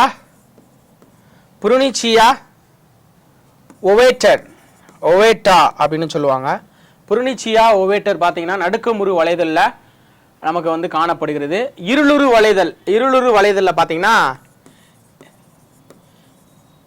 லியூஷீனா லீகோ சோஃபான் அப்படின்னு சொல்லக்கூடிய இதில் வந்து இருளுறு வளைதல் காணப்படுகிறது. ஒளியுறு வளைதல் பார்த்தீங்கன்னா சாமான், அதாவது தூங்கன் மூஞ்சி அப்படின்னு சொல்லுவாங்க இல்லையா. ஸோ அதுதான். ஸோ டூலிஃபா சிற்றினம் பார்த்தீங்கன்னா வெப்பமுறு வளைதலில் காணப்படுகிறது. சரிங்களா, ஸோ கொஸ்டின் நம்பர் 32 பார்த்தீங்கன்னா ஆன்சர் சி. ஓகேங்களா, நடுக்குமுறு வளைதல் பார்த்தீங்கன்னா புருனிச்சியா ஓவேட்டா. அதுக்கடுத்து இருளுறு வளைதலுக்கு எடுத்துக்காட்டு, அதாவது காணப்படுவது பார்த்தீங்க அப்படின்னா எடுத்துக்காட்டு பார்த்தீங்கன்னா லியூசினா லீகோ சோஃபான் அப்படின்னு சொல்லக்கூடியது. சரிங்களா, ஓகே, சோஃபாலா அப்படின்னு கூட கொடுத்துருப்பாங்க ஒரு சில இடத்துல. சரிங்களா, பார்த்துக்கணும். ஒளியுறு வருதல் சாமானியோ சாமான் அப்படின்னு சொல்லுவது. தூங்கான் மூஞ்சி, தூங்கு மூஞ்சின்னு கொடுத்துருப்பாங்க. So question number 32 answer C. 33வது கொஸ்டின் பாருங்க. கீழ்கண்டவற்றுள் எது கூட்டுயிரி பூஞ்சை அப்படின்னு கேட்குறாங்க. சரிங்களா, ஸோ லைக்கன்கள் தான் பார்த்தீங்க அப்படின்னா கூட்டுயிரி பூஞ்சையாக இருக்கிறது. சரிங்களா, ஓகே. அடுத்து பாருங்க ரைசோபஸ் பார்த்தீங்க அப்படின்னா எடுத்துக்காட்டு மட்குண்ணி ரைசோபாஸ் அப்படின்றது மட்குண்ணி. ஓகேங்களா, இது வந்து கூட்டுயிரி பூஞ்சை. இதுக்கு வந்து மட்குண்ணி. இது பார்த்தீங்க அப்படின்னா செர்கோலோஸ்போரா ஒட்டுண்ணி. சரிங்களா, செர்கோலோஸ்போரா பெர்சனேட்டா அப்படின்றது பார்த்தீங்க அப்படின்னா ஒட்டுண்ணி. சரிங்களா, ஓகே. ஸோ கொஸ்டின் நம்பர் 33க்கு ஆன்சர் சி. அடுத்து 34வது கொஸ்டின் பாருங்க. ஓகே, கருவுறுதல் நிகழ்ச்சியில் மகரந்த சூழானது சூழ் சார்பில் உள்ள சர்க்கரை பொருட்களுக்கு நோக்கு வளர்வு எவ்வகையை சார்ந்தது அப்படின்னு கேட்குறாங்க. ஸோ பார்த்தீங்க அப்படின்னா ஸோ சார்பசைவு அப்படின்னா, அதாவது இப்போ ஃபார் எக்ஸாம்பிள் சொல்கிறேன் பாருங்க, இதுக்கு ஆன்சர் சொல்லிடுறேன். இது வந்து வேதிச்சார்பு அசைவு அப்படின்னு சொல்லுவாங்க. சரிங்களா, கெமிக்கலி அப்படின்னு சொல்லக்கூடிய வேதிச்சார்பு அசைவு அல்லது வேதி நாட்டம் அப்படின்னு கூட சொல்லுவாங்க. வேதி நாட்டம் அப்படின்னு கூட சொல்லுவாங்க. ஓகேங்களா, சரி. கருவுறுதல் நிகழ்ச்சியில மகரந்த சூழானது சூழ் சார்பில் உள்ள சர்க்கரை பொருள்களை நோக்கி வளர்வது. சரிங்களா, நோக்கி வளர்றது எவ்வகைனா வேதிச்சார்பு அப்படின்னு சொல்றாங்க. ஓகே, நீர்ச்சார்பு அப்படின்னா என்ன அப்படின்னு பார்த்தோம் அப்படின்னா, ஸோ தண்ணி இருக்கு இல்லையா, ஸோ தண்ணிக்கு கீழே அந்த ஃபார் எக்ஸாம்பிள் தாமரையுடைய வேர்கள்லாம் பார்த்தீங்கன்னா அப்படி நீரை சார்ந்து நீருக்குள்ளே அப்படியே என்ன செய்யும், ஸோ போகிறது தான் நீர்ச்சார்பு. ஒளிச்சார்பு அப்படின்றது பார்த்தீங்க அப்படின்னா இதான் ஒரு தாவரம் தரைன்னு வச்சுக்கிறோமே, தாவரத்துக்கு மேலே வளரக்கூடிய பார்த்தீங்கன்னா இந்த ஒளிச்சார்பு. இது ஒளி இருக்கு, ஒளி வீசக்கூடிய திசையில பார்த்து வளரக்கூடியது எல்லாமே ஒளிச்சார்பு தாவரங்கள் எடுத்துக்காட்டு. இதுவே தாவர வேர் பார்த்தீங்க அப்படின்னா புவிசார்பசைவு. அது என்ன புவிசார்பசைவு அப்படின்னு பார்த்தீங்கன்னா, அதாவது எதிர் ஒளிச்சார்பு. சரிங்களா, ஒளிக்கு எதிராக வளரக்கூடியது, அதுதான் புவிசார்பு. சரிங்களா, ஸோ அவ்வளோதான், வேறு சிம்பிள், அது ஒன்றும் பிரச்சனை கிடையாது. நீர் நோக்கி வளர்ந்துச்சு அப்படின்னா நீர் சார்பு, புவியை நோக்கி கீழே புவிக்குள்ள இருக்கக்கூடிய வேர்கள் எல்லாமே புவிசார்பு, மரம் அதாவது தாவரங்கள் எல்லாமே ஒளியை சார்ந்து வளரக்கூடியது, அதனால ஒளி சார்பு. சரிங்களா, ஸோ அப்படிதான் ஞாபகம் வச்சுக்கணும். ஓகேங்களா, 34க்கு ஆன்சர் சி. 35 லேமினேரியன் ஸ்டார்ச் என்பது எந்த வகை பாசியின் உணவுப் பொருட்களாக இருக்குது, சேமிப்பு உணவுப் பொருட்களாக இருக்குது அப்படின்னு வந்து கேட்குறாங்க. ஸோ பார்த்தீங்கன்னா கொஸ்டின் நம்பர் 35க்கு ஆன்சர் சி. பழுப்பு பாசிகளுக்கு உணவுப் பொருள் சேமிப்பாக லேமினேரியன் ஸ்டார்ச் என்பது பழுப்பு பாசிகளுடைய உணவுப் பொருள் சேமிப்பாக இருக்கிறது. சரிங்களாங்க, ஓகே. 35க்கு ஆன்சர் சி. ஓகே. அடுத்து நீலப்பச்சை பாசிகள். இது பார்த்தீங்க அப்படின்னா இதனுடைய உணவுப் பொருள்களுடைய சேமிப்பு சைனோபைசிகள். பச்சை பாசிகள் ஸ்டார்ச், உணவு சேமிப்பு ஸ்டார்ச். சிவப்பு பாசிகள் பார்த்தீங்க அப்படின்னா புளோடேரியம் ஸ்டார்ச், புளோரிடியன் அப்படின்னு சொல்லுவாங்க. Starch, floridean starch, floridean. சரிங்களா, ஸோ 35வது கொஸ்டினுக்கு ஆன்சர் சி. 36 கரும்பில் சிவப்பு அழுகல் நோயை ஏற்படுத்துவது எது அப்படின்னு வந்து கேட்கிறாங்க. ஸோ பார்த்தீங்கன்னா ஆப்ஷன் பாம்பே, இதுக்கு ஆன்சரு கோலிட்ரைக்ராம் பல்கேட்டம் அப்படின்றது தான். சரிங்களா, ஓகே. ஸோ பியோசோரி ஆக்சிபோரம் அப்படின்றது என்ன அப்படின்னு பார்த்தோம் அப்படின்னா பருத்தியுடைய வாடல் நோய். இதுலயே ஒரு கொஸ்டின் இருக்கு, கரும்பு அழுகல் நோய், பருத்தி வாடல் நோய். சரிங்களா, இதுக்கு காரணம் ஏற்படுத்துவது பார்த்தீங்கன்னா பியோசோரியம் ஆக்சிபோரம் அப்படின்றது பருத்தி வாடல் நோய். சரிங்களா, ஆல்புகோ கேண்டிலா அப்படின்றது என்ன அப்படின்னு பார்த்தோம் அப்படின்னா முள்ளங்கி இருக்கு இல்லையா, ஸோ முள்ளங்கியுடைய வெண்புள்ளிக்கு காரணமாக இருக்கக்கூடியது இதுதான். முள்ளங்கியுடைய வெண்புள்ளிக்கு ஆல்புகோ கேண்டிலா அப்படின்னு சொல்லக்கூடியதுதான் காரணமாக இருக்குது.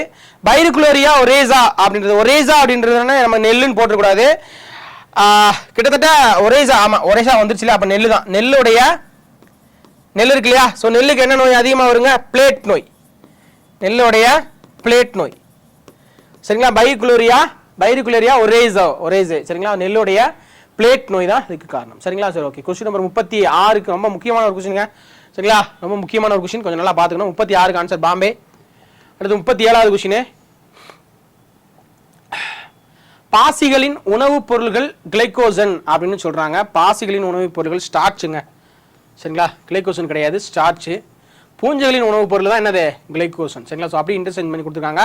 கூற்று காரணம் ரெண்டுமேவும் தவறு தான். கூற்று காரணம் ரெண்டுமேவும் தவறு தான். 37க்கு ஆன்சர் பாம்பே. சரிங்களா. ஸோ சிம்பிளான ஒரு கொஸ்டின் தான். ஓகேங்களா. ஓகே, அடுத்து பாருங்க, குதிரைவால் என அழைக்கப்படுவது எது அப்படின்னு கேட்குறாங்க. குதிரைவால் அப்படின்றது அழைக்கப்படுறது பார்த்தீங்கன்னா பெரணிகள். பெரணிகள் என்னங்க, பெரணிகள் வந்து அழகு தாவரங்கள். பெரணிகள் வந்து ஒரு அழகு தாவரம், பெரணிகள் அப்படின்றது.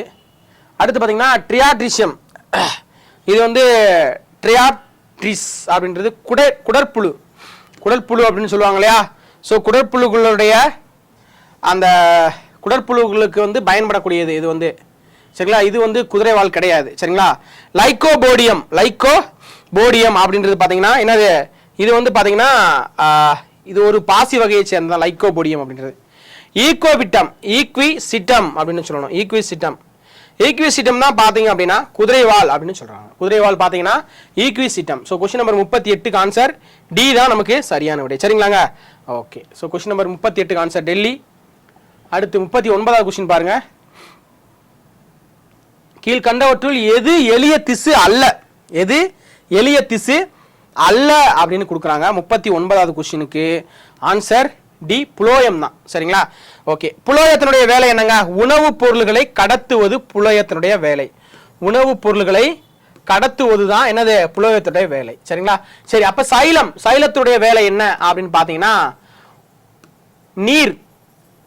உணவுப் பொருள்களை கடத்துறது வந்து புளோயம், உணவுப் பொருள்களை கடத்துறது புளோயம். சைலம் பாத்தீங்க அப்படின்னா நீரையும் ஊட்டச்சத்துக்களையும், நீர் மற்றும் ஊட்டச்சத்துக்களை கடத்தக்கூடிய வேலையை தான் எது பாக்குது, ஊட்டச்சத்து மீன்ஸ் கனிமங்கள். சரிங்களா. நீர் மற்றும் கனிம பொருட்களை கடத்துறது சைலத்தினுடைய வேலை.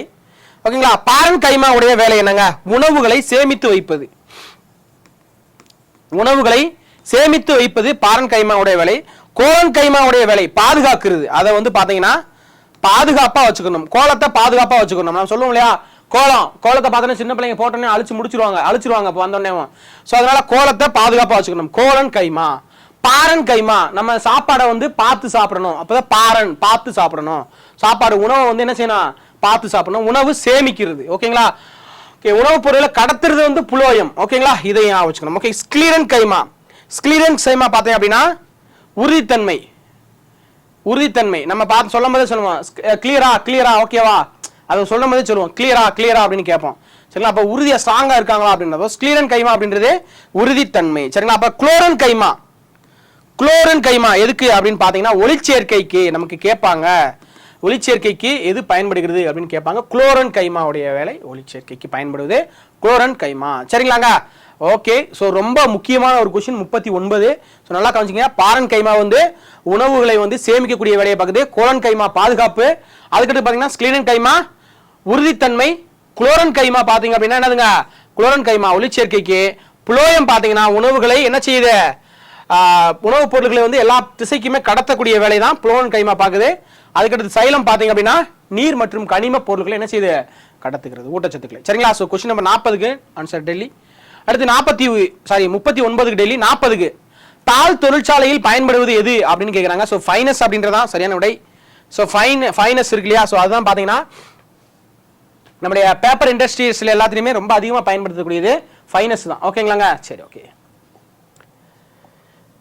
ஓகே 40 சயின்ஸ் பார்த்துட்டோம். அடுத்து வந்து சோசியல் சயின்ஸ்க்கு வந்து போகிறோம். ஓகேங்களா. ஓகே, சரியான இணை என்னன்னு கேட்குறாங்க. மெசபடோமிய நாகரிகம். ஸோ உலக நாகரிகங்கள் 4 வகையாக பிரிக்கலாம். அது என்னென்ன பார்த்தீங்க அப்படின்னா மெசபடோமிய நாகரிகம், சிந்துவெளி நாகரிகம், எகிப்து நாகரிகம் மற்றும் சீனவெளி நாகரிகம். சரிங்களா. உலக நாகரிகங்கள் எங்க தோன்றியது அப்படின்னு பார்த்தீங்கன்னா ஆற்றங்கரை ஓரமாக தோன்றியது. ஆற்றங்கரை ஓரமாக தோன்றதுக்கான காரணங்கள் பார்த்தீங்க அப்படின்னா ஆற்றங்கரையில் நமக்கு வளமான மண் கிடைக்கும், நமக்கு குடிக்கக்கூடிய நீர் கிடைக்கும், விவசாயத்துக்கு ஏற்ற தண்ணி, அதே மாதிரி வளமான மண் எல்லாமே நமக்கு வந்து கிடைக்கும். அதே மாதிரி போக்குவரத்துக்கு தகுந்த மாதிரியான சிச்சுவேஷன்ஸ் அந்த ஆறுகள்ல ஓரமா வந்து நமக்கு வந்து கிடைக்கும். சரிங்களா. ஸோ அதனாலதான் இந்த நாகரிகங்கள் எல்லாமே ஆற்றங்கரையில தோன்றியது அப்படின்னு சொல்றாங்க. ஸோ அதனுடைய காலத்தை தான் வந்து பொறுத்து சொல்லியிருக்காங்க. பார்க்கலாம் பாருங்க. மெசபடோமிய நாகரிகம் 3500 இருந்து 2000. கரெக்ட் தான். சரிங்களா. கரெக்ட் தான். உலகின் மிக தொன்மையான நாகரிகம் அப்படின்னு பாத்தீங்க அப்படின்னா மெசபடோமிய நாகரிகம் தான். சரிங்களா. அடுத்து உலகின் முதல் நகர நாகரிகம் சிந்துவெளி நாகரிகம் 3300 இருந்து 1900 வரைக்கும், கிமு பொது ஆண்டுக்கு முன்பு 1800 கிடையாது, 1900. ஓகேங்களா? எகிப்து நாகரிகம் 1200 கொடுத்துருக்காங்க, 1100. சரிங்களா? 3100 இருந்து 1100 வரைக்கும். சீன நாகரிகம் 1700 இருந்து 1122 1122 வரைக்கும். ஸோ சரியான இணை கேட்டிருக்காங்க. ஸோ 1 4 மட்டும் சரியா இருக்குது. 1 4 மட்டும் என்ன செய்யுது, சரியா இருக்குது. ஆன்சர் சில வந்து இருக்குது. ஓகேங்களா? கிளியரா? ஸோ முக்கியமான ஒரு கொஸ்டின் பாத்துங்க. 41க்கு ஆன்சர் சி. அடுத்து 42 பொறுத்துக பாருங்க. கீழ்வளை கோவை, கீழ்வளை பாத்தீங்கன்னா என்னங்க, கீழ்வளை வந்து சாரி விழுப்புரம். கீழ்வளை வந்து கீழே விழுது. சரிங்களா? கீழ்வளை விழுப்புரம். ஓகேங்களா? ஸோ இது தெரிஞ்சாலே போதும், நம்ம ஆன்சர் என்ன செஞ்சிடலாம். ஸோ ஆன்சர் பின்னு போட்டு போயிட்டே இருக்கலாம். நல்லா கவனிங்க, நீங்க எக்ஸாம் எழுதும் போது இப்படி ஒரே இதுல ஆன்சர் கிடைச்சிருச்சு அப்படின்னா என்ன செஞ்சிடலாம், அப்படியே அடுத்த கொஸ்டினுக்கு போயிருங்க. வேணா வேற ஆப்ஷனே கிடையாது. ஓகேங்களா? சரி, ஓகே. ஸோ உங்களுக்கு தெரியுதுக்காக சொல்றேன். கீழ்வளை வந்து விழுப்புரம், குமுதிபதி பாத்தீங்க அப்படின்னா கோவை, கோவை, கரிக்கையூர், நீலகிரி, உசிலம்பட்டி, மதுரை. சரிங்களா? 3 4 1 2. ஓகேங்களாங்க? இதெல்லாம் பாத்தீங்கன்னா பழங்கால பாறை ஓவியங்கள் கிடைக்கப்பெற்ற இடங்கள், அதனுடைய மாவட்டங்கள். சரிங்களா? ஸோ 42க்கு ஆன்சர் பாம்பே. 43வது கொஸ்டின் பாருங்க. இந்திய தொழில் துறை யாருடைய உதவியுடன் நிறுவப்பட்டது அப்படின்னு வந்து கேட்கிறாங்க. ஸோ பாத்தீங்கன்னா அலெக்சாண்டர் கன்னிங்ஹாம் அவர்களுடைய பெரும் உதவியுடன் தான், அலெக்சாண்டர் கன்னிங்ஹாம் உடையதுதான் Archaeological Survey of India, Archaeological Survey of India established பாத்தீங்க அப்படின்னா எப்ப அப்படின்னு பாத்தீங்கன்னா 1861 ASI Archaeological Survey of India ASI வந்து உருவாக்கி இருப்பாங்க. சோ இதனுடைய தலைமையிடம் எங்க இருக்கு அப்படின்னு பார்த்தோம் அப்படின்னா புதுடெல்லியில இருக்குது. புதுடெல்லியில இருக்குது. இந்திய தொழில் துறையுடைய தலைமையிடம் புதுடெல்லியில் இருக்குது. அதை உருவாக்கியதுல முக்கியமானவர் யாரு அப்படின்னா அலெக்சாண்டர் கன்னிங்ஹாம். அதனாலதான் பாத்தீங்கன்னா இந்திய தொழில் துறையின் தந்தை அப்படின்னு இவரை சொல்றோம். இந்திய தொழில் துறையுடைய தந்தை அப்படின்னு அலெக்சாண்டர் கன்னிங்ஹாம சொல்றோம். சோ சார்லஸ் மேசன் இவர்கள் தான் பாத்தீங்க அப்படின்னா சோ முதலாக ஹரப்பா மற்றும் ஹரப்பா நகரங்களை இடிபாடுகளுடன் இருக்கு அப்படின்னு சொன்னவர் அவர்தான். சரிங்களாங்க? ஓகே. அதே மாதிரி பாத்தீங்கன்னா 1961 தமிழ்நாடு தொழில் துறை உருவாக்கப்பட்டிருக்கும். இதுல இருந்து ஒரு 100 வருஷத்தை அப்படியே கூட்டோம்னா 1991 தமிழ்நாடு தொழில் துறை. இதோட தலைமையகம் எங்க இருக்கு அப்படின்னு பார்த்தோம் அப்படின்னா சென்னையில வந்து இருக்குங்க. சென்னையில வந்து இருக்குது. ஓகேங்களா? சோ क्वेश्चन நம்பர் 43க்கு ஆன்சர் ஏ தான் சரியான விடை. ஓகேங்களா? அடுத்து 44வது क्वेश्चन.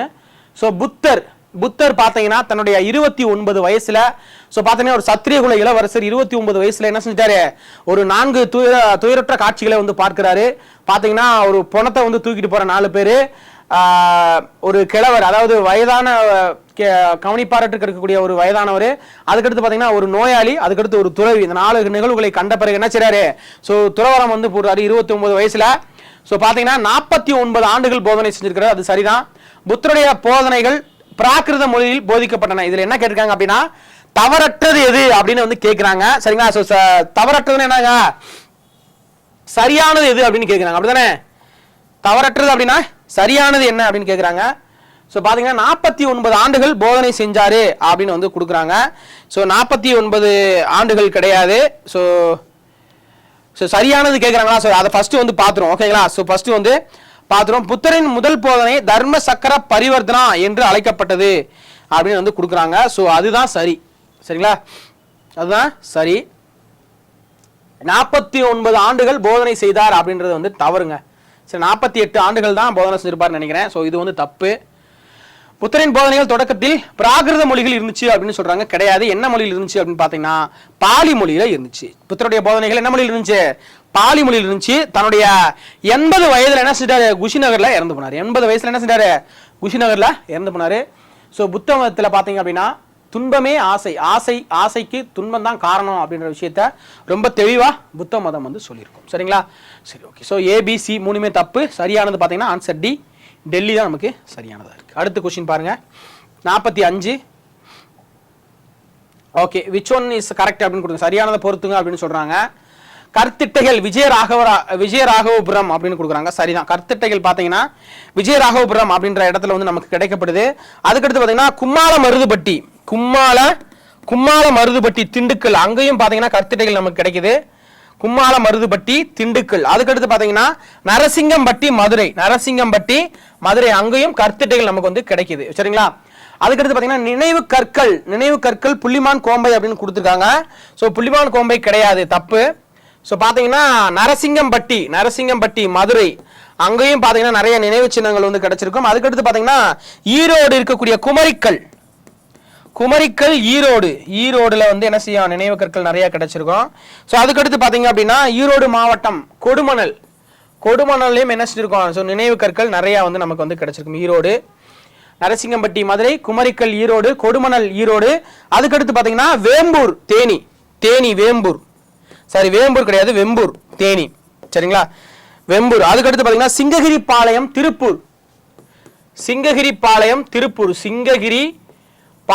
திருப்பூர், இங்கேயும் பார்த்தீங்க அப்படின்னா நினைவு சின்னங்கள் என்ன செய்யிருக்கும், ஸோ கிடைச்சிருக்கும். ஸோ நினைவு சின்னங்கள் புலிமான் கோம்பை அப்படின்றது தப்பு, நடுக்கற்கள் அப்படின்றது தான் சரி. நடுக்கற்கள் அங்கதான் இது பார்த்தீங்கன்னா என்னது, புலிமான் கோம்பை சில பேர் தேனி மாவட்டம் அப்படின்னு சொல்றாங்க, என்னன்னு தெரியல. ஆனால் புக்கில் வந்து திண்டுக்கல் அப்படின்னு தான் வந்து கொடுத்துருக்காங்க, சரிங்களா. சரி, ஓகே. அதுக்கடுத்து பார்த்தீங்கன்னா மானூர் திண்டுக்கல், பழனி பக்கத்தில் இருக்கக்கூடிய மானூர் திண்டுக்கல், அங்கேயும் பார்த்தீங்கன்னா நடுகற்கள் நிறைய நமக்கு வந்து கிடைச்சிருக்கும். அதுக்கடுத்து பார்த்தீங்கன்னா வெள்ளாளக்கோட்டை தூத்துக்குடி, அங்கேயும் நடுகற்கள் நிறைய வந்து கிடைச்சிருக்கும், ஓகேங்களா. ஸோ அப்போ நடுகற்கள் பொருந்தல் அப்படின்றது தப்பு. அதுக்கடுத்து முதுமக்கள் தாலி கொடுமணல் அப்படின்னு கொடுத்தாங்க. ஆதிச்சநல்லூர், ஓகேங்களா. ஆதிச்சநல்லூர் தூத்துக்குடி மாவட்டம், ஓகேங்களா. ஸோ கொஸ்டின் நம்பர் 45க்கு சரியானது பார்த்தீங்கன்னா ஆன்சர் ஏ தான் மிக சரியாக இருக்குது, ஓகேங்களா. அடுத்த கொஸ்டின் பாருங்க. 46 சிலப்பதிகாரம் மணிமேகலை பட்டினப்பாளையம் முதலிய இலக்கங்களுடன் தொடர்புடைய நகரம் எது அப்படின்னு வந்து கேட்குறாங்க. ஸோ பார்த்தீங்க அப்படின்னா மதுரை, பூம்புகார், காஞ்சி, வஞ்சி அப்படின்னு கொடுத்துருக்காங்க. ஸோ பூம்புகார் என்று அழைக்கப்பட்டது தான் பார்த்தீங்கன்னா சிலப்பதிகாரம், மணிமேகலை மற்றும் பட்டினப்பாலை. அது என்ன சார் சிலப்பதிகாரத்தில் என்ன சார் சொல்லிருக்கு பூம்புகாரை பற்றி? ஸோ பூம்புகாரில் தான் பார்த்தீங்க அப்படின்னா கோவலன், கண்ணகி 2 பேருமே பிறந்திருப்பாங்க, சரிங்களா. ஸோ வணிகர்கள் கோவலன், கண்ணகியுடைய அப்பா 2 பேருமே பார்த்தீங்கன்னா மிகப்பெரும் வணிகர்கள். ஸோ அவங்களுக்கு தான் வந்து அவங்க தான் பூம்புகாரில் வந்து பிறந்திருப்பாங்க. ஸோ அந்த விஷயம் வந்து சிலப்பதிகாரத்தில் சொல்லியிருப்பாங்க. அதுக்கடுத்து பார்த்தீங்கன்னா கோவலன், கண்ணகி, கோவலன் மாதவிக்கு பிறந்தவங்க தான் யாரு அப்படின்னு சொல்லி பார்த்தீங்க அப்படின்னா யாரு, மணிமேகலை. ஸோ அவங்க வந்து பூம்புகாரை பற்றி அதுலேயும் வந்து சொல்லியிருப்பாங்க. அதுக்கடுத்து பட்டினப்பாளையில் பார்த்தீங்கன்னா பூம்புகாரில் அங்கே நடக்கக்கூடிய வணிகம் ரொம்ப கரெக்டாக வந்து நடந்துச்சு, கொடுப்பது குறைபடாது, அளப்பது வந்து மிகைப்படாது அப்படின்னு வந்து ரொம்ப தெளிவாக வந்து சொல்லியிருப்பாங்க. ஸோ 3மே பார்த்தீங்க அப்படின்னா பூம்புகாரை பற்றி நல்லா சொல்லியிருப்பாங்க. ஸோ 46வது கொஸ்டினுக்கு ஆன்சர் பாம்பே, ஓகேங்களா. சரி, அதே மாதிரி பார்த்தீங்கன்னா மதுரையில் பார்த்தீங்கன்னா அல்லங்காடி, நாலங்காடி அப்படின்னா பகல் நேர கடைகள், அல்லங்காடி அப்படின்னா இரவு நேர கடைகள், சரிங்களா. ஸோ அது இங்கிருந்து வந்து மதுரை பார்த்தீங்கன்னா தூங்கா நகரம் அப்படின்னு வந்து சொல்லுவாங்க. காரணம் என்ன அப்படின்னா இரவு நேரங்கள்லையும் மேசங்களா ஸோ கடைகள் வந்து இருந்துகிட்டே இருக்கும் அப்படின்ற மாதிரி சொல்லுவாங்க. ஸோ அதனால தான் பார்த்தீங்கன்னா மதுரை வந்து நம்ம வந்து தூங்கா நகரம் அப்படின்ற சிறப்பு பேரை வந்து சொல்றாங்க, ஓகேங்களா. ஸோ ஓகே, அடுத்து 47வது கொஸ்டின் பாருங்க. ஸோ உங்களுக்கான கேள்வி நல்லா கவனிங்க.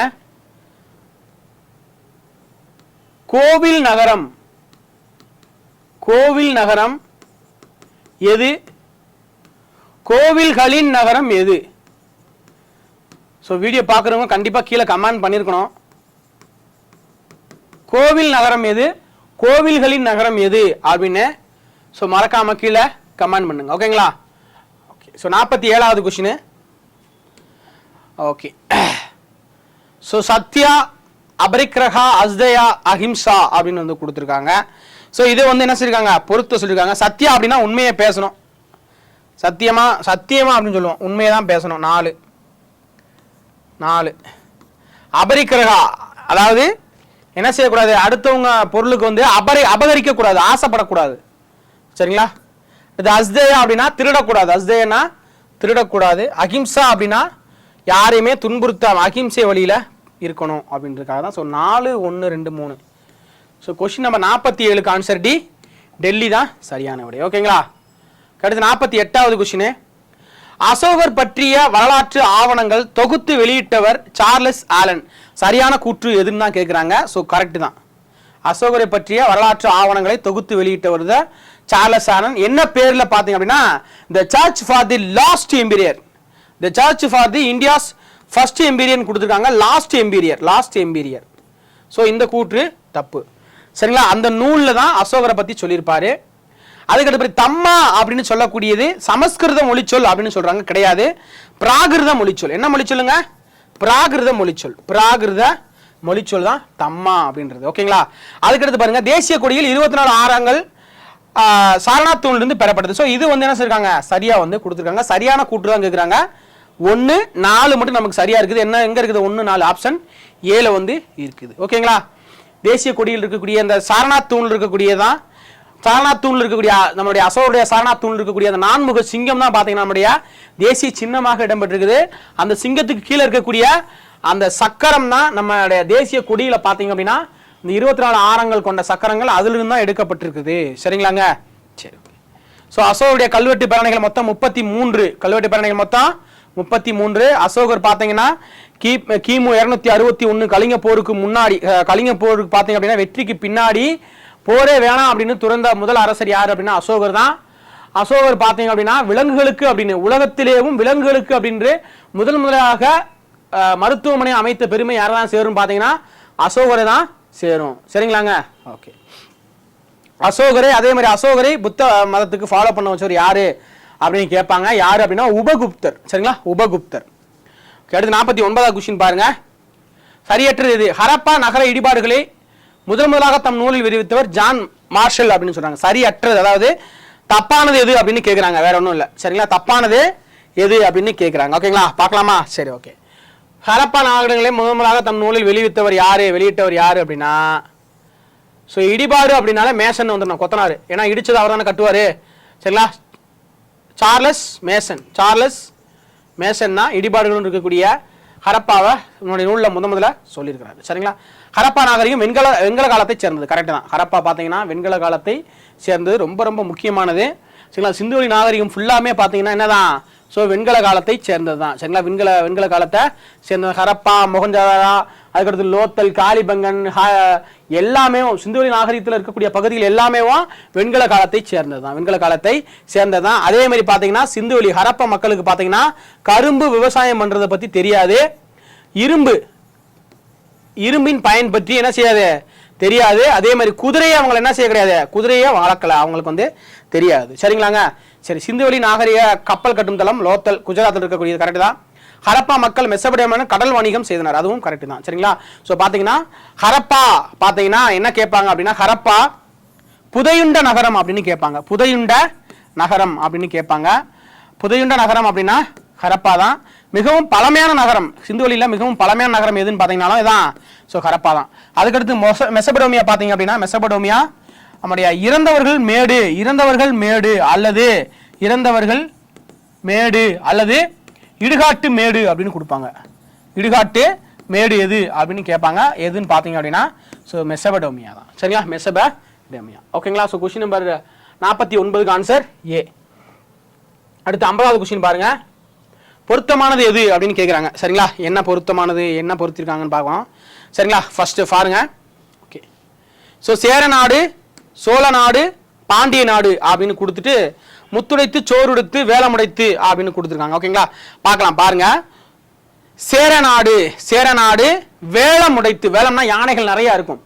சேரநாடுன்றது எதுங்க, யானை கேரளா பகுதிகளில், நம்ம தமிழ்நாடு ப்ளஸ் கேரளா இருக்கக்கூடிய அந்த பகுதி.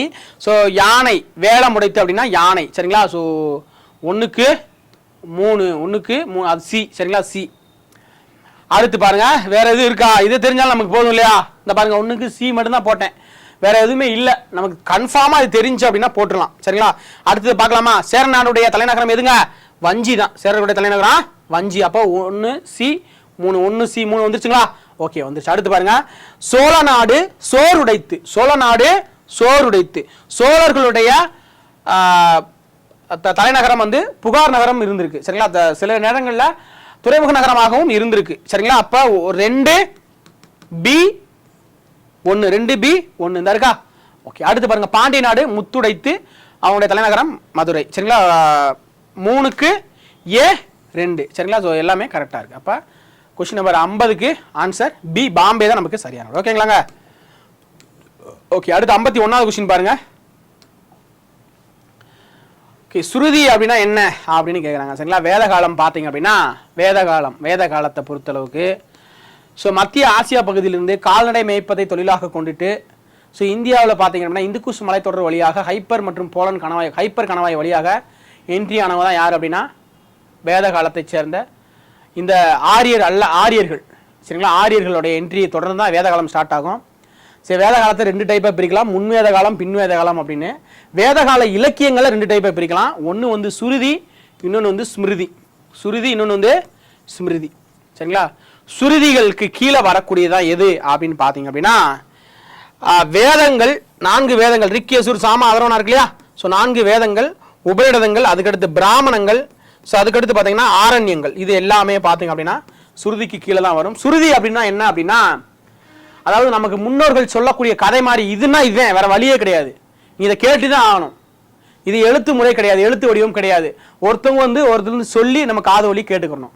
ஃபார் எக்ஸாம்பிள் பார்த்தீங்கன்னா வேதங்கள் எடுத்துக்கிறோமே, நம்மளுடைய இந்த குடமுழுக்கு, நம்முடைய கோயில் கும்பாபிஷேகம்லாம் வந்து வேதங்கள் வந்து சொல்லுவாங்க. அது வேற எழுதி வச்சிருப்பாங்களா, எழுத்து முறை கிடையாது. ஆசான் வந்து சொல்லி தருவார், மாணவன் வந்து என்ன செய்யணும், கேட்டு அதை வந்து சொல்லணும். ஸோ அதுதான். ஸோ அப்போ பார்த்தீங்க அப்படின்னா அது என்னது, அது வந்து எழுதப்படாதது. இது வந்து பார்த்தீங்கன்னா சுருதி அப்படின்றது எழுதப்படாதது. இது வந்து பார்த்தீங்கன்னா நம்பிக்கை, அவனுடைய நம்பிக்கை சரிங்களா. இது இப்படி தான் இருக்கும். இதோட உண்மை வந்து ஏன் எதுக்கு அப்படின்னு கேள்வி கேட்க முடியாது. ஆனால் ஸ்மிருதி அப்படின்றது அப்படி கிடையாது, இது எழுதப்பட்டது. இது எது கீழே வரும் பார்த்தீங்க அப்படின்னா ஆகமங்கள் வரும், அதுக்கடுத்து பார்த்தீங்கன்னா புராணங்கள் வரும், அதுக்கடுத்து இதிகாசங்கள், புராணங்கள் இதிகாசங்கள், அதுக்கடுத்து பார்த்தீங்கன்னா தாந்திரீகங்கள். ஸோ இது எல்லாமே என்னதான் வரும், ஸோ ஸ்மிருதிகளுக்கு கீழே வரும். இது வந்து சுருதிகள், இது வந்து சுருதிகள். ஓகேங்களா. ஓகே. ஸோ 51க்கு ஆன்சர் டி, டெல்லி. 52வது கேள்வி. ஸோ பொருத்தமான இணை எது அப்படின்னு கேட்குறாங்க. நான் ஃபர்ஸ்ட் சொல்லிடுறேன், அப்புறம் நீங்கள் சொல்லுங்கள் சரிங்களா.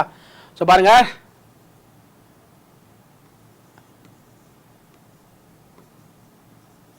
ராஜாவை பார்க்க அப்படின்னு ஞாபகம் வச்சுக்கலாம். ராஜாவை பார்க்க, ராஜாவை பார்க்க அப்படின்னு வச்சுக்கணும் சரிங்களா. பாரிக்க கா சரிங்களா, ராஜாவை பார்க்க அப்படி ஞாபகம் வச்சுக்கணும். ஓகே சொல்கிறேன், நல்லா எழுதி போடுறேன். ராஜாவை பார்க்க அப்படின்னு வச்சுக்கணும். ஓகேங்களா. ஓகே.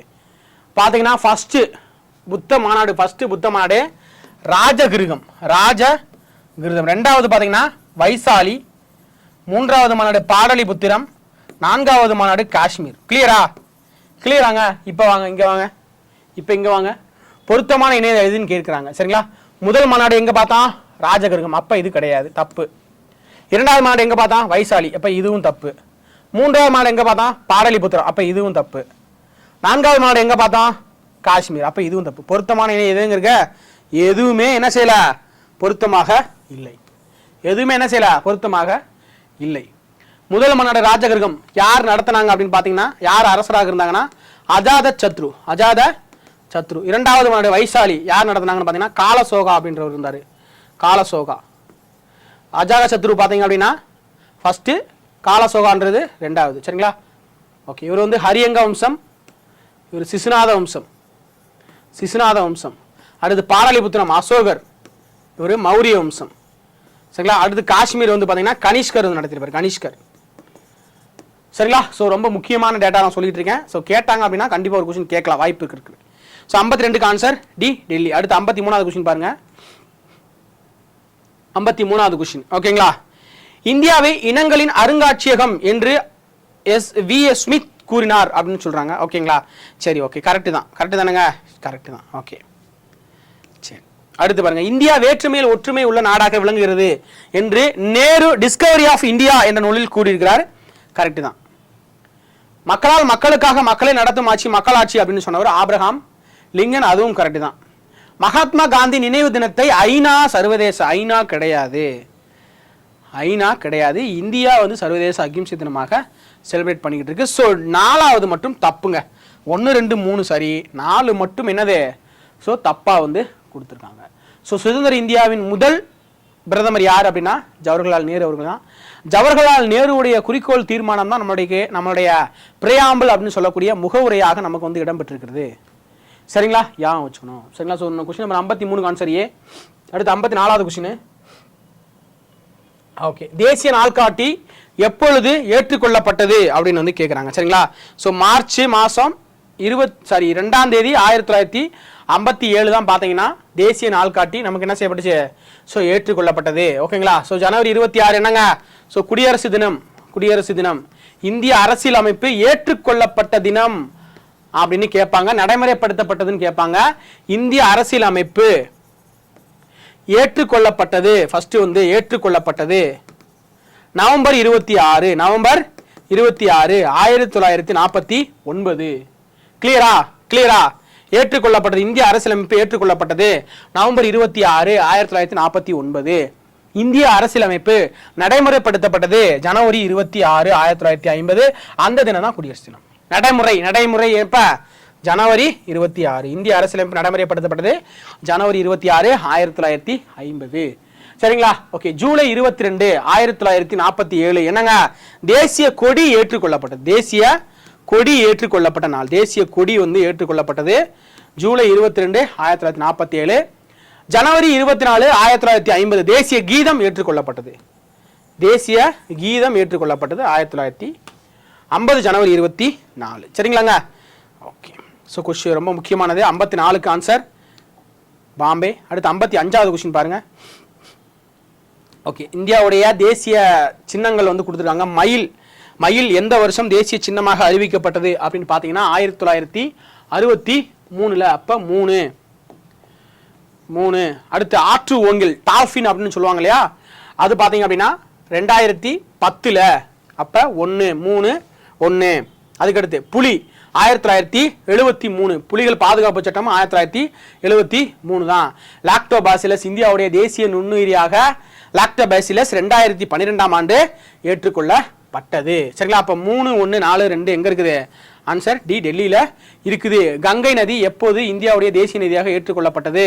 2008. யானை தேசிய பாரம்பரிய சின்னமாக எப்பொழுது அறிவிக்கப்பட்டது?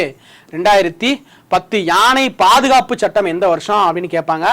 1992. அதே மாதிரி கடலாமை பாதுகாப்பு சட்டம் 1999. கடலாமை பாதுகாப்பு சட்டம் 1999. புலிகள் பாதுகாப்பு சட்டம் 1973. சரிங்களாங்க? ஓகே. ஸோ கொஸ்டின் நம்பர் 55க்கு ஆன்சர் டெல்லி. அடுத்து 56வது கொஸ்டின் பாருங்க. சரியாக பொருந்தியதுன்னு கேட்குறாங்க. இது என்னன்னு பார்த்தீங்க அப்படின்னா, ஸோ மாநிலம் அதனுடைய முக்கியமான நடனங்கள். சரிங்களா? அதான் வந்து கொடுத்துருக்காங்க. ஓகேங்களா? சரி, பார்த்துலாமா? சரி. குஜராத் நமக்கு தெரியும். தும்மல் கிடையாது. தும்மல் வந்து ஜம்மு அண்ட் காஷ்மீர். குஜராத் பார்த்தீங்கன்னா தாண்டியா. நம்ம பாட்டுலேயே நமக்கு வந்து ஒரு பாட்டு நமக்கு வரும், தாண்டியா ஆட்டமும் ஆட குஜராத் கூட்டமும் கூட அப்படின்னு சொல்லி ஒரு பாட்டு ஒன்று இல்லையா? ஸோ குஜராத்தினுடைய முக்கியமான நடனம் பார்த்தீங்க அப்படின்னா என்னதுங்க? ஸோ தாண்டியா. ஓகேங்களா? ஸோ கொஸ்டின் நம்பர் 56 பாருங்க. இப்போ ஆப்ஷன் ஏ வந்து என்ன கேட்குறாங்க? ஃபர்ஸ்ட் சரியாக பொருந்தியது எதுன்னு தான் கேட்குறாங்க. ஓகேங்களா? ஸோ பார்த்தீங்கன்னா ஆன்சர் ஏ வந்து தப்பு. ஓகேங்களா? அடுத்து பாருங்க, அஸ்ஸாம் பிஹு அப்படின்னு கொடுத்துருக்காங்க. சரிங்களா?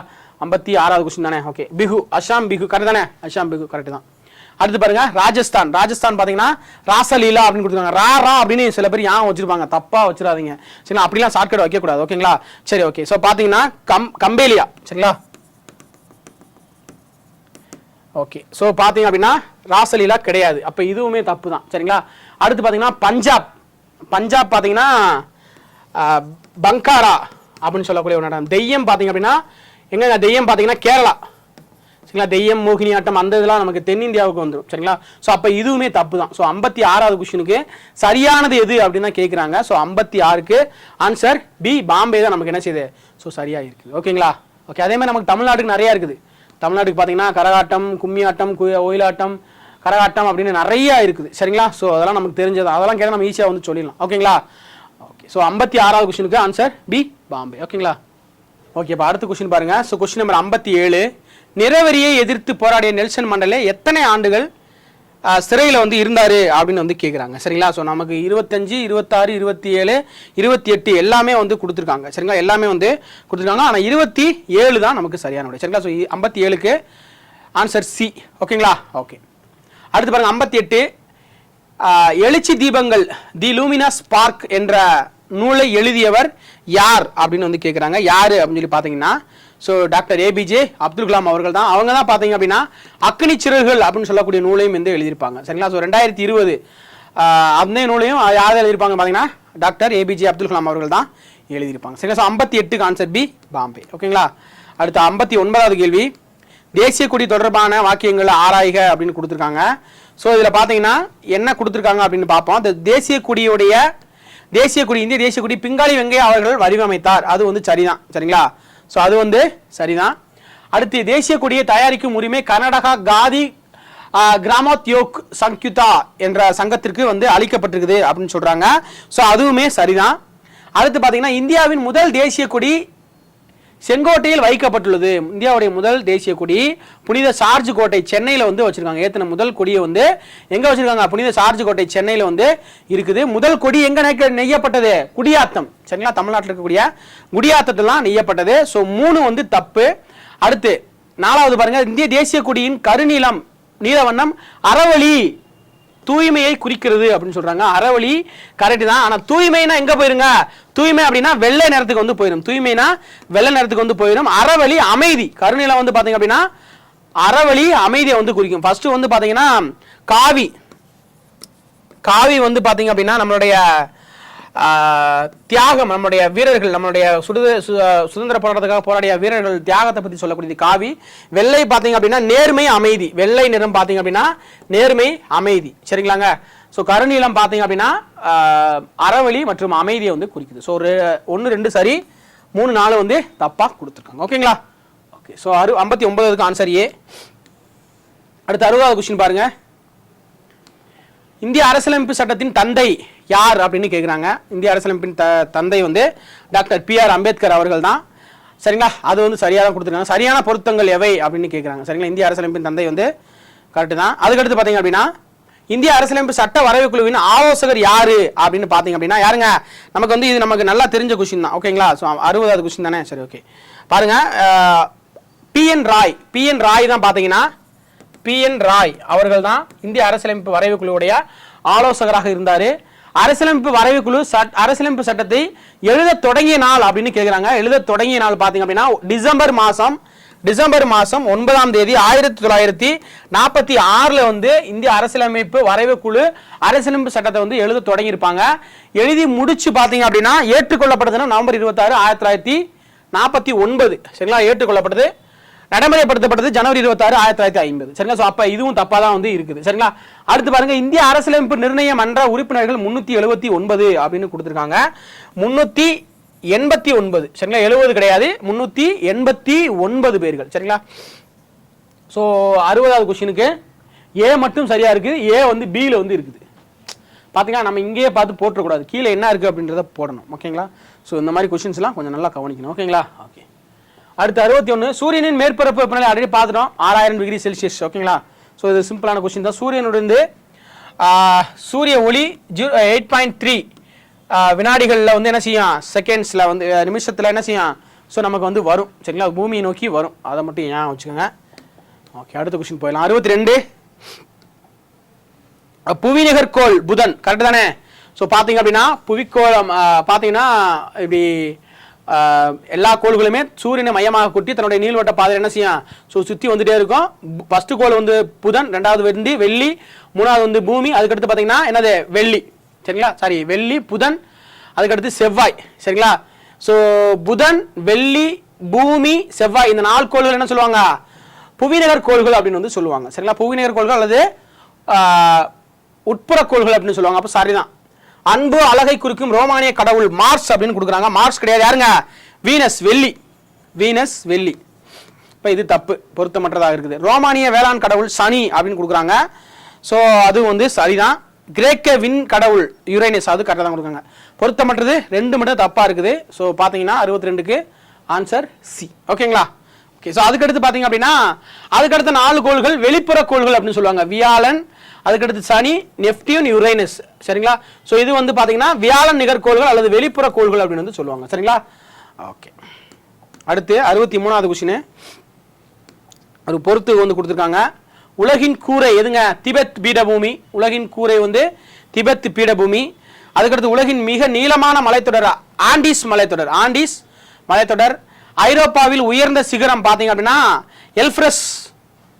உயர்ந்த சிகரம் ஐரோப்பாவில் எல்ஃப்ரஸ். உலகின் உயரமான மலைத்தொடர் எதுங்க? இமயமலை. இமயமலை. சாரி, 3 2 4 1 3 2 4 1 ஆப்ஷன் ஏல வந்து இருக்குது. சரிங்களா? 63க்கு ஆன்சர் ஏ. அடுத்து 64வது கொஸ்டின் பாருங்க. சம பகலரவு நாள். ஆல்ரெடி இது ஒரு ப்ரீவியஸ் கொஸ்டின். மார்ச் 21 செப்டம்பர் 23 1 3 1 3 எங்கங்க இருக்குது? ஆன்சர் டியில் வந்து இருக்குது. ஆன்சர் டி தான் நமக்கு சரியான விடை. சரிங்களா? ஸோ மார்ச் 21 என்ன தினங்க? மார்ச் 20 பார்த்தீங்க அப்படின்னா சிட்டுக்குருவி தினம். மார்ச் 21 காடுகள் தினம். மார்ச் 20 வந்து சிட்டுக்குருவி தினம். மார்ச் 21 காடுகள் தினம். 22 தண்ணீர் தினம். 23 வானிலை தினம். 24 காசநோய் தினம். மார்ச் 24 காசநோய் தினம். சரிங்களா? சிட்டுக்குருவிக்கு காட்டில் தண்ணி இல்லாதனாலையும் வானிலை சரியானாலையும் என்ன செஞ்ச காசநோய் வந்துருச்சு அப்படின்னு ஞாபகம். சரிங்களாங்க? ஓகே. அடுத்து 65வது கொஸ்டின். 65 பூமியில் பருவகால மாற்றங்கள் ஏற்படுவது. கூற்று பூமியில் பருவகால மாற்றங்கள் ஏற்படுகிறது. கரெக்டு தான். பூமியின் சுழல் அச்சு பூமி சூரியனை சுற்றி வருவதால் தளத்திற்கு செங்குத்தாக 23 டிகிரி சாய்ந்துள்ளது. கரெக்டாக ரெண்டுமே சரிதான், ஒன்றும் தப்பா இல்லை, சரியாக விளக்குது. காரணம் வந்து இதனால தான் பருவகால மாற்றங்கள் ஏற்படுது. கூற்று காரணம் ரெண்டுமே சரி, மேலும் காரணத்தை கூற்று சரியாக விளக்குகிறது. சரிங்களாங்க? ஸோ சிம்பிளான கொஸ்டின் தான். 65க்கு ஆன்சர் ஏ. அடுத்து 66. சரிங்க, 66 பாருங்க. சரியானது எது அப்படின்னு கேட்குறாங்க. சரிங்களா? சரியானது எது அப்படின்னு பார்த்தோம்னா ஃபர்ஸ்ட் வந்து ஆஸ்திரேலியா காஸ்கிஸ்கோ அப்படின்றதான் சரி. இது மட்டும்தான் சரியா இருக்குது. என்ன நான் சொல்றேன் பாருங்க.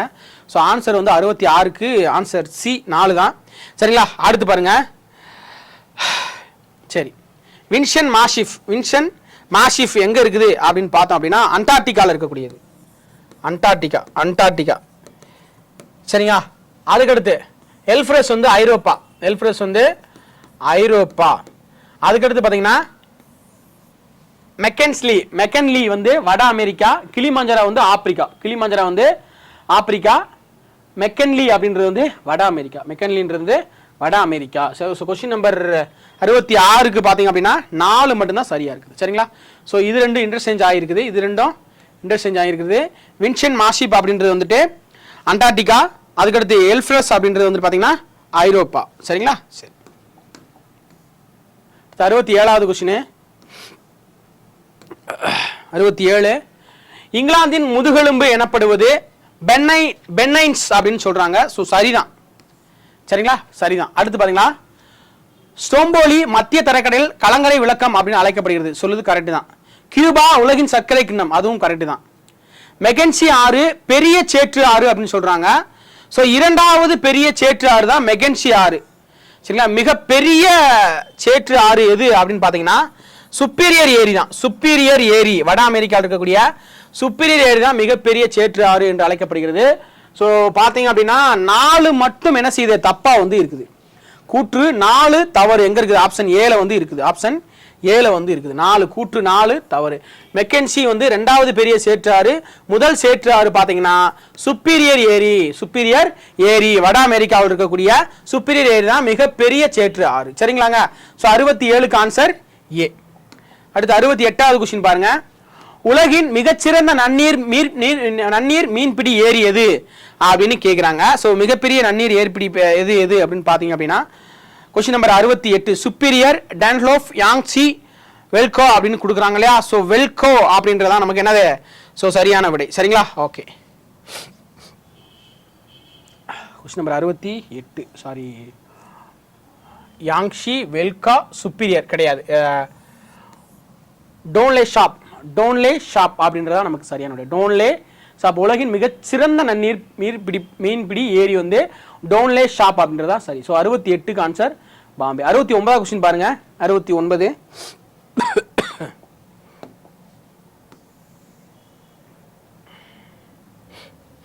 ஓகே. தவறற்றதை கண்டுபிடிங்க அப்படின்னு சொல்றாங்க. தவறற்றதை கண்டுபிடிக்க சொல்றாங்க. ஓகேங்களா? சரி பாருங்க. பாஞ்சியானா பெருங்கண்டம் கிடையாது, சிறுங்கண்டத்தை சுற்றில ஒரு சின்ன நீர்பிடிப்பு. சரிங்களா? இப்போ இது தப்பு. தவறற்றதுனா சரியானது கேள்வி. சரிங்களா? ஆப்ஷன் ஏ தப்பு. 75 ஆண்டுகளுக்கு ஒரு முறை 65 ஆண்டுகளுக்கு தான் என்ன செய்யும் ஹேலிவால் நட்சத்திரம் தெரியும். சரிங்களா? கடைசியாக 1986 அது கரெக்ட் தான். அடுத்து யுரேனஸ் கோளை கண்டறிந்தவர் வில்லியம் ஹெர்ஷல், அது கரெக்ட். அது மட்டும் தான் கரெக்டாக இருக்குது. அதுக்கடுத்து அமெரிக்கா கண்டத்திற்கு அமெரிக்கா என்ற பெயர் வர காரணமாக இருந்தவர் கிறிஸ்டோபர் கொலம்பஸ் அப்படின்னு சொல்லி கொடுக்குறாங்க. கிறிஸ்டோபர் கொலம்பஸ் பார்த்தீங்கன்னா வட அமெரிக்காவை கண்டுபிடிச்சவர் தான் யாரு அப்படின்னு பார்த்தீங்கன்னா வட அமெரிக்காவை கண்டுபிடிச்சவர் கிறிஸ்டோபர் கொலம்பஸ். சரிங்களா, கிறிஸ்டோபர் கொலம்பஸ். அப்ப அமெரிக்கா கண்டத்திற்கு அமெரிக்கா அப்படின்னு பெற வர்றதுக்கான காரணம் யாரு அப்படின்னு பாத்தீங்க அப்படின்னா மேரிக்கோ வெஸ்புகி அப்படின்றதுதான் காரணம். ஸோ இவர் தான், அவருடைய பேர்லாம் மேரிக்கா அப்படின்னு வருது இல்லையா, ஸோ அதான் வந்து சொல்றாங்க. சரிங்களாங்க. ஸோ 69க்கு ஆன்சர் சி. அடுத்து 70வது கொஸ்டின் பாருங்க. பேரிங் நீர்ச்சந்தி எந்த இரு பகுதிகளை பிரிக்கிறது அப்படின்னு வந்து கேட்குறாங்க. ஸோ வட அமெரிக்காவையும் ஆசியாவும் பேரிங் நீர்ச்சந்தி வந்து என்ன செய்யுது, ஸோ பிரிக்குது. ஓகேங்களா. ஓகே, இந்திய பெருங்கடலையும் நல்லா கவனிங்க, இந்திய பெருங்கடலையும் பசிபிக் பெருங்கடலையும் எது பிரிக்குது அப்படின்னு பார்த்தீங்கன்னா மலாக்கா நீர்ச்சந்தி. சரிங்களா, இந்திய பெருங்கடலையும் பசிபிக் பெருங்கடலையும் என்ன சிரிக்குது, மலாக்கா நீர்ச்சந்தி வந்து பிரிக்குது. அதுக்கடுத்து வங்காள விரிகுடாவையும் பாக் வளைகுடாவையும் பிரிக்கிறது எது அப்படின்னு பார்த்தீங்கன்னா பாக் நீர்ச்சந்து அப்படின்னு சொல்லுவாங்க. சரிங்களா. அதுக்கடுத்து பார்த்தீங்க அப்படின்னா மத்திய தரைக்கடலையும் அட்லாண்டிக் பெருங்கடலையும் பிரிக்கிறது ஜிப்ரால்டர் நீர்ச்சந்தி. சரிங்களா. ஸோ இதை கூடுதலாக தெரிஞ்சுக்கங்க. ஸோ 70வது கொஸ்டினுக்கு ஆன்சர் பி, பாம்பே. அடுத்து 71, கீழ்காணும் முதல்நிலை தொழில்களில் தவறானது எது அப்படின்னு கேட்குறாங்க. ஸோ ரொம்ப சிம்பிள் தாங்க. உற்பத்தி பண்றது எல்லாமே முதல்நிலை தொழில். சரிங்களா, உற்பத்தி பண்றது எல்லாமே முதல்நிலை தொழில், அப்படித்தானே. ஓகே, அப்ப உற்பத்தி பண்றது வேளாண்மை, பருத்தி போடுறது எல்லாமே, பருத்தி விவசாயம் பண்றது எல்லாமே. சுரங்கம் தோன்றுறது, ஏன்னா அது என்ன செய்யறோம், நம்ம வந்து எதுவுமே செய்யல, இருக்கிறது அப்படியே எடுக்கிறோம். சுரங்கம் அதுவும் முதல்நிலை தொழில் தான், உற்பத்தி தான். தேன் எடுக்கிறது அதுவும் முதல்நிலை தொழில் தான். கிழங்கு எடுக்கிறது அதுவும் முதல்நிலை தொழில் தான். மீன் பிடிக்கிறது அதுவும் என்னதான், முதல்நிலை தொழில் தான். புரியுதுங்களா, முதல்நிலை தொழில். இப்ப முதல்நிலை தொழில்கள் தவறானது எது அப்படின்னு கேட்கறாங்க. ரப்பர் சேகரித்தல், ரப்பர் எடுக்கிறோம் இல்லையா, அது முதல்நிலை தொழில் தானே, அது கரெக்ட் தான். உணவு பதப்படுத்துறது முதல்நிலை தொழில் கிடையாது. என்ன அப்படின்னா உணவை வந்து பருத்தி இருக்கும் அப்படின்னா பருத்தியை வந்து உற்பத்தி பண்றது முதல்நிலை தொழில். ஃபேக்டரிக்கு போயிடுச்சுனாலே இது இரண்டாம் நிலை தொழில். ஃபேக்டரிக்கு போயிடுச்சா பதப்படுத்துறதுக்காக, சரிங்களா. ஸோ அது வந்து இரண்டாம் நிலை தொழில். மீன் பிடிக்கிறது முதல்நிலை தொழில் தான். சிமெண்ட் தயாரிக்கிறது ஃபேக்டரியில தயாரிப்பாங்க, அப்ப இரண்டாம் நிலை தொழில். சரிங்களா. ஸோ முதல்நிலை தொழில்களில் தவறானது எது அப்படின்னு பார்த்தீங்க அப்படின்னா 2, 4 மட்டும். 2, 4 மட்டும் எங்க இருக்குது, ஆன்சர் சில வந்து இருக்குது. ஆன்சர் சில வந்து இருக்குது. ஓகேங்களா. ஓகே, அடுத்த கொஸ்டின் கவனிங்க. அடுத்து 72வது கொஸ்டின். வேலையினால் ஏற்படும் துன்பத்தை கருதாமல் கைமாறு எதிர்பார்த்து முழுமையாகவோ பகுதியாகவோ உடல் அல்லது மனத்தால் பயன் கருதி மேற்கொள்ளும் முயற்சியே உழைப்பு அப்படின்னு சொன்னவர் யாரு அப்படின்னு கேட்குறாங்க. ஆல்பிரட் மார்ஷல் அவர்கள் தான். ஆல்பிரட் மார்ஷல் தான். சரிங்களாங்க. சரி, 73வது கொஸ்டின். 73வது கொஸ்டின்பா. ஓகேங்களா. சரி பாருங்க, தூய்மை பாரத்தின் பெயரால் வசூலிக்கப்படும் தூய்மை பாரத வரி எப்பொழுதிலிருந்து வசூலிக்கப்படுகிறது அப்படின்னு வந்து கேட்குறாங்க. ஸோ கொஸ்டின் நம்பர் 73 ஆன்சர் பாருங்க 15, 11, 15. சரிங்களா. ஸோ 15, 11, 2015 தான் சொன்னாங்க. சரிங்களா, தூய்மை பாரத வரி. இப்போ பாருங்க 17 GST goods and service tax வந்து பாத்தீங்க அப்படின்னா எப்ப இருந்து அறிமுகப்படுத்தினாங்கன்னா 17/2017 தான் அறிமுகப்படுத்தினாங்க. எத்தனாவது சட்ட திருத்தம்னு கேட்பாங்க, 101வது சட்ட திருத்தம். 101வது சட்ட திருத்தம். சரிங்களா. ஓகே, அடுத்து பாருங்க 8/11/2016 பாத்தீங்கன்னா 500 மற்றும் 1000 ரூபாய் நோட்டுகள் பண மதிப்பிழப்பு செய்த நாள் தான் பாத்தீங்கன்னா 8/11/2016. சரிங்களா. ஸோ எதிர்கட்சிகள் கூட இந்த தினத்தை என்ன சொன்னாங்க, ஸோ கருப்பு தினம், பிளாக் டே அப்படின்னு கூட சொல்லியிருந்தாங்க. சரிங்களா. ஸோ அதெல்லாம் கொஸ்டின் கேட்க மாட்டாங்க. ஓகேங்களா. ஸோ 15/7/2010 சரிங்களா, இந்தியாவுடைய தேசிய குறியீடாக இந்த சிம்பிள் என்ன செய்யப்பட்டுச்சு, ஸோ ஏற்றுக்கொள்ளப்பட்டது தான் 15/7/2010. ஸோ இந்த சிம்பிள் பார்த்தீங்க அப்படின்னா யாரு வடிவமைச்சாங்க, உருவாக்குனாங்க பார்த்தீங்கன்னா டி உதயகுமார் அவர்கள் தான் என்ன செஞ்சாங்க, இந்த சிம்பிளை வந்து உருவாக்குனாங்க. சரிங்களா. ஓகே, ஸோ கொஸ்டின் நம்பர் 73க்கு ஆன்சர் பி, பாம்பே. அடுத்து 74வது கொஸ்டின் பாருங்க. ஆங்கிலேய நாணயங்களை வந்து பொறுத்து சொல்லியிருக்காங்க. எந்தெந்த நாணயங்கள் எப்படி அழைக்கப்பட்டது அப்படின்ற விஷயத்தை பொறுத்து சொல்லியிருக்காங்க. சரிங்களா. பாருங்க, தங்கம் பாத்தீங்கன்னா எப்படி அழைக்கப்பட்டது, கரோலினா என்று அழைக்கப்பட்டது. தங்கம் எப்படி அழைக்கப்பட்டது, கரோலினா என்று அழைக்கப்பட்டது.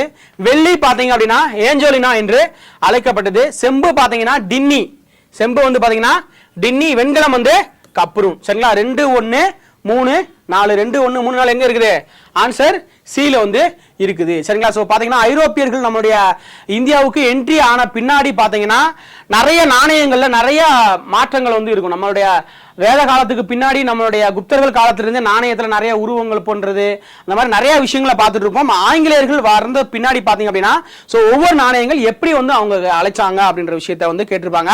ஸோ முகலாய நாணயங்கள் எல்லா பார்த்தீங்க அப்படின்னா ஸோ ஆங்கிலேயர்கள் முகலாய நாணயங்களையும் அப்படியே என்ன செய்வாங்க அப்படியே ஃபாலோ பண்ணி வந்திருப்பாங்க சரிங்களா. ஸோ அதுக்கடுத்து பார்த்தீங்கன்னா போர்ச்சுகல் பற்றி நமக்கு நிறைய கொஸ்டின் கேட்பாங்க. ஸ்டார்டிங்கில் பார்த்தீங்கன்னா போர்ச்சுகல் தான் இந்தியாவுக்கு கடல் வழியை ஃபர்ஸ்ட் கண்டுபிடிச்சாங்க. போர்ச்சுகல் வந்ததுனால தான் பார்த்தீங்கன்னா நம்மளுடைய இந்தியாவில் வந்து புகையிலை சாகுபடி அது வந்து பண்ணாங்க. அதுக்கடுத்து பார்த்தீங்கன்னா கத்தோலிக்க கிறிஸ்துவம் பார்த்தீங்கன்னா போர்ச்சுகல் வந்ததுனால தான் நமக்கு என்ன பண்ணுச்சு ஸோ இந்தியாவில் பல்வேறு இடங்களில் வந்து பரவுச்சு. அதுக்கடுத்து பார்த்தீங்கன்னா மேற்கத்திய கல்வி முறை யாரால பார்த்தீங்கன்னா போர்ச்சுகீசியர்கள் வந்ததுனால நமக்கு என்ன செய்யப்பட்டுச்சு ஸோ நமக்கு வந்து மேற்கத்திய கல்வி முறையும் நமக்கு வந்து வந்துச்சு சரிங்களா. ஸோ இந்த ஐரோப்பியர்கள் வருகை என்ட்ரி ஆனாங்க இல்லையா. ஸோ ஐரோப்பியர்கள் டேனியர்கள் போர்ச்சுகீசியர்கள் அதுக்கடுத்து ஆங்கிலேயர்கள் கடைசியாக வந்த பிரெஞ்சுக்காரங்க வரைக்கும் யார் யார் என்ன அப்படின்ற விஷயத்தை பார்த்துங்க. கண்டிப்பாக 1 அல்ல 2 கொஸ்டின் கண்டிப்பாக அதுல இருந்து இருக்கும் சரிங்களாங்க. ஓகே அடுத்த கொஸ்டின் பாருங்க. Question number 75. ஓகே ஸோ கீழ்காணும் கூற்றுகளை கவனித்து கூற்றை கூறியவர்கள் பொருந்தாதது எது அப்படின்னு வந்து கேட்டிருக்காங்க. பொருந்தாதது எது அப்படின்னு கேட்குறாங்க பாருங்க. பணம் என்பது ஒரு கடினமான கருத்தாகும் அப்படின்னு வந்து யார் சொல்றாங்கன்னு பாத்தீங்கன்னா ஸ்டுவாஸ்கி அப்படின்னு சொல்றாங்க. 1. 2வது பாருங்க பணம் அதன் பலிகளால் வரையறுக்கப்படுகிறது அப்படின்னு சொல்லி பேராசிரியர் வாக்கர் அப்படின்னு சொல்றாங்க சரிங்களா. இந்த கூற்று வந்து சரிதான் சரிங்களா. பணம் அதன் பணிகளால் வரையறுக்கப்படுகிறது அப்படின்னு சொன்னது பாத்தீங்கன்னா சர் ஜான் ஹிக்ஸ் அவர்கள் தான் சொன்னாங்க. சர் ஜான் ஹிக்ஸ் தான் சொன்னாங்க. எதையெல்லாம் செய்ய வல்லதோ அதுதான் பணம் அப்படின்னு சொன்னவர் யார் அப்படின்னா பேராசிரியர் வாக்கர். ஸோ இது ரெண்டும் அப்படி இன்டர்சேஞ்ச் பண்ணி கொடுத்துருக்காங்க. ஸோ நமக்கு என்ன கேட்டிருக்காங்க கொஸ்டினை வந்து வாசிக்கிறது ரொம்ப முக்கியம். பொருந்தாது எது அப்படின்னு தான் கேட்டிருக்காங்க. நம்ம பசங்க அப்படி எடுத்தோடனே கீழ்காணும் கூற்றுகளை கவனித்து கூற்றை அது வரைக்கும் தான் வாசிப்பாங்க. அப்ப பணம் என்பது கடினம். இது நம்ம நல்லா படிச்சிருக்கோம்ல. அப்போ 1 சரி இந்த இருக்கிற ஆப்ஷன் இருக்குடா அப்படியே ஃபர்ஸ்ட்லேயே இருக்கு. ஃபர்ஸ்ட்லேயே பார்த்து அப்படியே ஃபர்ஸ்ட்லேயே போயிருது. ஃபர்ஸ்ட்ல வர முடியாது லாஸ்ட்ல தான் வருவோம் நம்ம சரிங்களா. ஸோ பார்த்தீங்க அப்படின்னா இது வந்து சரியா கொடுத்துருக்காங்க. ஆனால் நமக்கு கேள்வி வந்து என்ன கேட்டிருக்காங்க பொருந்தாது தான் கேட்டிருக்காங்க. பொருந்தாது பார்த்தீங்க அப்படின்னா இந்த 1 2 பொருந்தாம இருக்குது. ஸோ ஆப்ஷன் எங்க இருக்குது அதாவது 2 3 சரிங்களா. ஆப்ஷன் டி டெல்லியில் வந்து இருக்குது சரிங்களா. ஸோ கொஸ்டின் வாசிக்கிறதுன்றது ரொம்ப ரொம்ப ரொம்ப முக்கியம் ஓகேங்களா. ஓகே அடுத்த கொஸ்டின் போயிடலாமா. ஓகே பாருங்க. ஓகே இதுவுமே பார்த்தீங்க அப்படின்னா தவறான பொருத்தம். ஒருவேளை உங்களுக்கு தமிழ்ல வாசிக்க முடியல எனக்கு சரியா தெரியல அப்படின்னா போயிருங்க டைரக்டா இங்கிலீஷ் வருங்க. Which is the incorrect match ஓகேங்களா. ஓகே பாருங்க. பண மோசடி நடவடிக்கை தடுப்பு சட்டம் 2002 சரிதான். ஊழல் தடுப்பு சட்டம் 1982 அதுவும் சரிதான். அதுக்கடுத்து பாத்தீங்கன்னா பினாமி பரிவர்த்தனை தடுப்பு சட்டம் 1989 கிடையாது. அதுவும் 1988 தான். அதுவும் 1988 தான். பினாமி பரிவர்த்தனை தடுப்பு திருத்த சட்டம் தான் 2016. பினாமி பரிவர்த்தனை தடுப்பு சட்டம் வந்து 1988. அந்த சட்டத்தை எப்ப திருத்திருப்பாங்கன்னா 2016. ஓகேங்களா. சோ நமக்கு தவறான பொருத்தம் தான் கேட்டிருக்காங்க. 76க்கு ஆன்சர் சி தான் தவறான பொருத்தமா இருக்குது ஓகேங்களா. ஓகே ஸோ அதுக்கடுத்து நம்ம ஆல்ரெடி நிறைய பார்த்துருப்போம். மயில்கள் வந்து 1963 தேசிய பறவையாக அறிவிக்கப்பட்டிருக்கும். அதுக்கடுத்து புலி 1973 புலிகள் பாதுகாப்பு சட்டத்தின்படி புலி வந்து தேசிய விலங்காக அறிவிக்கப்பட்டிருக்கும். அதுக்கடுத்து பார்த்தீங்கன்னா ஆற்று ஓங்கில் நமக்கு கங்கை டால்ஃபின் பார்த்தீங்கன்னா 2010, கங்கை பார்த்தீங்கன்னா 2008 தேசிய நதியாக அறிவிட்டிருப்பாங்க. அதே 2010 தான் யானை பாரம்பரிய சின்னமாக அறிவிச்சிருப்பாங்க. அதுக்கடுத்து 2012 லாக்டோபேசிலஸ் இந்தியாவுடைய தேசிய நுண்ணுயிரியாக இருக்கக்கூடிய லாக்டோபேசிலஸ் 2012 யானை பாதுகாப்பு சட்டம் 2010 யானை பாரம்பரிய விலங்காக அறிவிக்கப்பட்டது 2010 யானை பாதுகாப்பு சட்டம்னு கேட்பாங்க 1992 சரிங்களா. யானைன்னு வரதெல்லாம் கன்ஃபியூஸ் பண்ணிக்கூடாது. யானை வந்து பாரம்பரிய விலங்காக அறிவிக்கப்பட்டது 2010 சரிங்களா. அதுவேவும் யானை பாதுகாப்பு சட்டம் 1992, புலிகள் பாதுகாப்பு சட்டம் 1973 சரிங்களா. இதே பார்த்தீங்கன்னா கடல் ஆமை பாதுகாப்பு சட்டம் கேட்பாங்க 1999 சரிங்களா. நிறைய பாதுகாப்பு சட்டம் இருக்குது சரிங்களா. நிறைய சட்டங்கள் நிறைய வருஷங்கள் இருக்கு. ஸோ கொஞ்சம் நல்லா பார்த்துக்கணும் ஓகேங்களா. ஸோ பினாமி பரிவர்த்தனை தடுப்பு சட்டம் 1988. 76க்கு தவறானது ஆன்சர் சி. அடுத்து 77வது கொஸ்டின். ஓகே இது ஒரு சிம்பிளான கொஸ்டின் தான். மஹலனோபிஸ் மாதிரி என அழைக்கப்படும் 5ஆண்டு திட்டம் வந்து 2வது 5ஆண்டு திட்டம் சரிங்களா. செகண்ட் 5 இயர் பிளான் தான் பார்த்தீங்க அப்படின்னா மஹலனோபிஸ் மாதிரி. ஸோ பார்த்தீங்கன்னா ஃபர்ஸ்ட் யாருங்க ஃபர்ஸ்ட் வந்து பார்த்தீங்கன்னா ஹெரட் டோமர் சரிங்களா. ஹெரட் டோமர் தான் பார்த்தீங்கன்னா முதல் திட்டத்தின் மாதிரி. முதல்ல பார்த்தீங்கன்னா விவசாயத்திற்கு என்ன செஞ்சாங்க ஸோ முன்னுரிமை கொடுத்தாங்க. ஸோ 3வது 5ஆண்டு திட்டம் எப்படி அழைக்கப்பட்டதுன்னு கேட்பாங்க. காட்கில் திட்டம் என்று அழைக்கப்பட்டது. ஸோ இரண்டாவது ஐந்தாண்டு திட்டம் பார்த்தீங்க அப்படின்னா மஹலனோபிஸ் மாதிரி தான். சரிங்களா? ஸோ மொத்தமாக இந்த எந்தெந்த வருஷம் என்னென்ன ஐந்தாண்டு திட்டம் 5 இயர் பிளான்ஸ் வந்துச்சு, ஸோ இதனுடைய மாடல் யார், இது வின்னா இல்லை ஃபெயிலியரா, அப்படி க்ரோத் ஆயிருந்துச்சு அப்படின்னா எவ்வளோ பர்சன்டேஜ் இருக்குது அப்படின்ற விஷயத்தையும் பார்த்துக்கணும். சரிங்களா? ஸோ 78க்கு ஆன்சர் பி பாம்பே. அடுத்து 78 78வது கொஸ்டின் பாருங்க. சரிங்க, ஓகே. இது மக்கள் தொகை கணக்கெடுப்பு 2011 மக்கள் தொகை கணக்கெடுப்பிலிருந்து கண்டிப்பாக ஒரு கொஸ்டின் கேட்பாங்க. சரிங்களா? ஸோ இதில் பார்த்தீங்கன்னா நம்ம நல்லா தெளிவாக பார்த்துருக்கக்கூடிய வேண்டியது என்ன அப்படின்னா கல்வி அறிவு, அதுக்கடுத்து பாலின விகிதம், அதுக்கடுத்து முக்கியமாக பார்த்தீங்க அப்படின்னா இந்த உயர்கல்வி விகிதத்தில் இந்த வட்டம் கேட்கறதுக்கு வாய்ப்பு. ஆல்ரெடி நமக்கு மக்கள் தொகை கணக்கெடுப்பிலிருந்து நிறைய கொஸ்டின்ஸ் வந்து வந்திருக்கு. ஆனால் ரொம்ப அதிகமாகலாம் கேட்க மாட்டாங்க. ரொம்ப நிறைய டேட்டாஸ் இருக்கு இல்லையா, அதெல்லாம் கேட்க மாட்டாங்க. ஒரு முக்கியமானதுன்னு இருக்கு இந்த கல்வி அறிவு, இந்த உயர்கல்வி விகிதம், பாலின விகிதம், அந்த மாதிரி இருக்கிற கொஸ்டின்ஸ் தான் நமக்கு ரிப்பீட்டடாக வந்து கேட்டுட்டு இருக்காங்க. ஸோ அதை கொஞ்சம் நல்லா தெளிவாக வந்து பார்த்துக்கணும். சரிங்களாங்க? ஓகே, சரியான இணை எதுன்னு கேட்குறாங்க. சரிங்களா? ஏதோ 4ல் வந்து ஏதோ ஒன்று மட்டும் தான் சரியா இருக்கு அப்படின்னு கொடுக்குறாங்க. சரி, பார்க்கலாங்களா? பார்க்கலாம் பாருங்க. ஸோ தமிழகத்தின் கல்வி அறிவு விகிதம் பார்த்தீங்க அப்படின்னா 74.04 74.04% கொடுக்குறாங்க. ஸோ இந்தியாவுடைய கல்வி அறிவு விகிதம் தான் 74.04%. அப்ப தமிழகத்துடைய கல்வி அறிவு விகிதம் பாத்தீங்க அப்படின்னா 80.09 80.09 அப்படி இன்டர்சேஞ்ச் பண்ணி கொடுத்துருக்காங்க. சரிங்களா? அப்ப ரெண்டுமே தப்பு தான். அப்படிதானே? ரெண்டுமே தப்பு. அடுத்து பாருங்க, தமிழகத்தின் உயர்கல்வி விகிதம் 44.3% அப்படின்னு கொடுத்துருக்காங்க. இதுதான் மிக சரி. இந்தியாவிலேயும் உயர்கல்வி விகிதத்தில் முதலிடம் வகிக்கக்கூடிய மாநிலம் தமிழ்நாடு. சரிங்களா? அப்ப இந்தியாவின் உயர்கல்வி விகிதம் 34.5% கொடுத்துருக்காங்க இல்லையா? ஸோ 34 கிடையாது, 24.5%. ஸோ நமக்கு சரியான இணை பார்த்தீங்கன்னா தமிழகத்தின் உயர்கல்வி விகிதம் 44.3% அப்படின்றதான் சரியாக கொடுத்துருக்காங்க. சரிங்களா? ஸோ 78க்கு ஆன்சர் சி. அடுத்து 79வது கொஸ்டின் பாருங்க. ஓகே, 79வது கொஸ்டின். ஸோ நாடு மற்றும் செலவாணி. சரிங்களா? ஸோ இது சம்பந்தமாக நமக்கு கொஸ்டின் கண்டிப்பாக இருக்கும். சரிங்களா? 79வது கொஸ்டின். ஓகே பாருங்க, கனடா. கனடா பார்த்தீங்க அப்படின்னா என்னங்க, கனடா வந்து ரிங்கிட், கனடா வந்து டாலர் தான். கனடா வந்து சவுதி அரேபியா டாலர், கனடா வந்து டாலர், சவுதி அரேபியா வந்துட்டு ரியால், சவுதி அரேபியா ரியால், மலேசியா வந்து ரிங்கிட். சரிங்களா? கனடா வந்து டாலர், ஜப்பான் வந்து என். சரிங்களா? அப்போ இந்த ரெண்டு மட்டும் தான் மாறி இருக்குது. அப்போ 1 3 2 4. சரிங்களா? 1 3 2 4 ஆன்சர் பியில் வந்து இருக்குது. சரிங்களா?